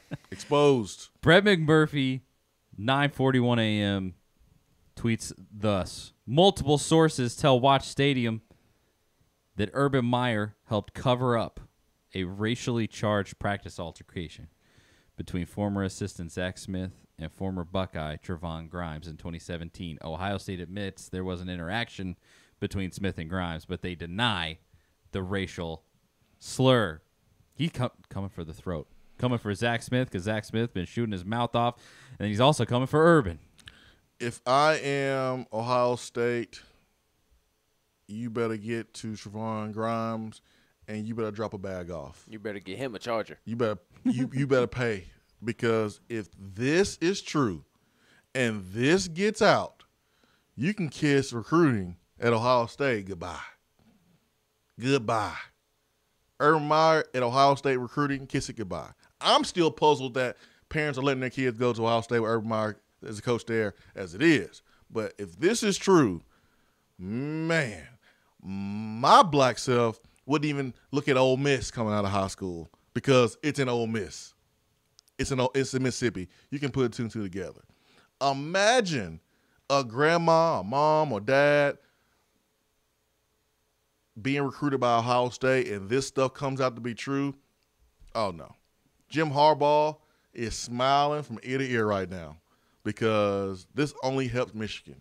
All those times he took his shirt off for the recruits, all those times he tried to sleep over recruits' house, it's paying off. Didn't try. Did. Oh, it's paying off. All those times he brought in Big Sean to talk to the team and pretend like he love rap, it's paying off. Those satellite camps. It's paying off. It's going to pay off for Harbaugh. Here's what McMurphy says the altercation was. Oh, I guess this comes from Grimes' father, LeBron. His name is LeBron Grimes. LeBron Grimes said that his son told him that Zach Smith LeBron Grimes Zach Smith got up in Grimes' face and called him a B-A-N word. Ooh. And he said, I never should have recruited you. Ooh. And Grimes didn't put his hands on him? Well, it says then Trevon Grimes said something about Zach Smith having relationships with college girls. So he came back with his own retort. And then he said, after that, Trevon called his father and said that he wanted to leave and was very emotional. He did. Said, I can't take it anymore. I just want to leave. He did leave. And this was in August of 2017. So last season. Yep. Wow. And he did leave. Yep. It's at Florida now. And Urban Meyer covered that up. The only thing about this, we can't really get a story from Grimes because he's playing, and there's no way in heck Florida's going to allow him to be available to media. Well, I say good thing. Not for my entertainment purposes, but we can get Grimes' voice through his father. We can hear Grimes' side of the story through his father, which is what happened in this article. And Grimes' father better not catch any backlash from Buckeye fans. No, because this stuff, I know, this stuff should be exposed. What I'm sick and tired of is when someone does something wrong and gets exposed, and everyone is focusing their attention on the person who told the truth, who was the victim. It's the worst thing. And I think it's the social media mentality, but the victim blaming, the victim shaming is unreal today. But you will see it. You'll see people throw some shade at Trevon Grimes and throw shade at the daddy. This stuff should be out. All the stuff that happened in Tennessee last couple of years, and this came out a little bit, that stuff should come out. That'll prevent these coaches from thinking they can treat people how they want to treat people and talk to them how they want to talk to them. There's a respect level. You showed respect when you was recruiting him. You danced in their living room. You did the cha-cha slide, did all these latest dance moves that Odell Beckham Jr. was doing. You did all those to get the player, and then when he comes, you going to disrespect him? Nah, man. I ain't with that. And I'm waiting for the day that a college football player, Latrell Sprewell's a coach for stepping out of line. And it's going to happen. In this instance, if it had Grimes just 1-2-pieced Zach Smith in the face, I would not have cared one bit. Percy Harvin put his hands on Billy Gonzalez at Florida. That was before my time. That happened. And no one knew about it. Why? Because Urban Meyer was the head coach. Covered it up. What did Billy Gonzalez do to Percy? I don't know, but Percy put them hands on Billy Gonzalez. Those are facts. It was a physical altercation. He didn't fall on a helmet. And that's the truth. Yeah, he tripped over a helmet. Let's go with that. But there was a physical altercation. Percy Harvin was hard to listen. I mean, not hard to listen to, but hard to deal with in Florida. He was hard to deal with. But he was so good that they dealt with it. I couldn't stand Percy Harvin when he was at Florida. He was so good, man. I know. That's why I couldn't stand him. He was so good. That's why I hated Tebow. Now I love Tebow because of who he is as a person and everything that he embodies. But at Florida, I couldn't stand him just because of how good he was. Ooh, wait a minute. Charlie? What up? So this Brett McMurphy story says that there was a altercation where Zach Smith might have said something racial. Yes. Zach Smith yesterday, didn't he shut out Sean King on Twitter? Yes, he did. Oh, maybe. Man, what is Sean King going to think about this? Perhaps he knew this was coming. Zach Smith knew this was coming and thought, maybe I should say something that would... What did he say to Sean King? So I believe Zach Smith said something to the effect of, if you're not following Sean King, you should. Sean King, if you don't know, he's the activist. Yeah, he's Black Lives Matter leader and has been accused, and there is a lot of evidence to suggest that he's actually a white guy. And he's a very, very controversial figure in a lot of ways politically and everything. And Zach Smith said, if you're not following Sean King, you should be. I can find. Showed a lot of love towards Sean King. I don't care if Sean King is black or white, honestly. If he's doing good work, he's doing good work. But the problem with Sean King is that he believed Dr. Jamie Naughtright, who's been involved in that whole Peyton Manning thing back in the day, and tried to go at Peyton Manning a couple of years ago and did not do a really good job. And so that's what he's known for. And speaking of Dr. Jamie Nautright, lady, if you don't stop stalking me, we're going to have some problems because I ain't got nothing to do with that Peyton Manning stuff. And I've received some messages from her. The heck? Yes, I've received several messages from her, and I don't know Peyton. Me and Peyton ain't boys. Your beef is with Peyton Manning. Leave me alone, lady. And that's my only warning. I'm gonna give you a warning. But yeah, she is she's been stalking. I got receipts. Wow. Oh yeah. I mean, True I believe it. And she's done this before. And remember, she was calling the Knox News Sentinel during that whole Peyton Manning Super Bowl last. You're not the only former Vol either. I mean, she's been doing this, Yeah, and I guess I'm up on the list. But yeah, that happened. But Zach Smith said, side note, if you don't follow Sean King, you are mistaken. I check his Twitter daily because he will keep you woke. Don't bury your head in the sand. It's as bad as being hateful. Appreciate you, Sean. Well, Zach, it sounds like you needed Sean King's help to not be hateful. Man, what does Sean King think about these accusations? Ugh. We have a mess. I will say this, though. When this all first went down, I was giddy because, man, this is going to expose Urban and it's going to expose Ohio State and all this other stuff. And now my feelings are a little bit different because I find myself more sad for Zach Smith's kids and afraid that someone's going to get hurt.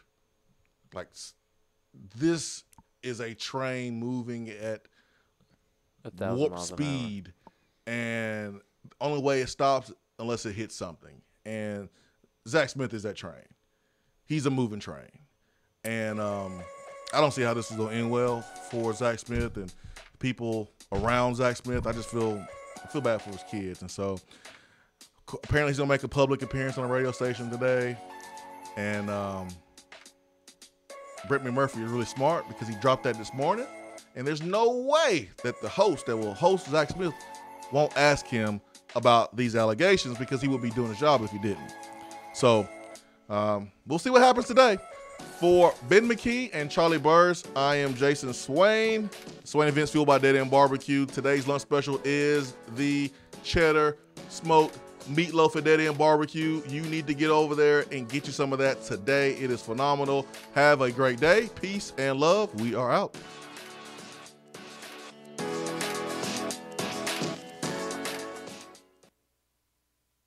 Hour 3 of the Swain Event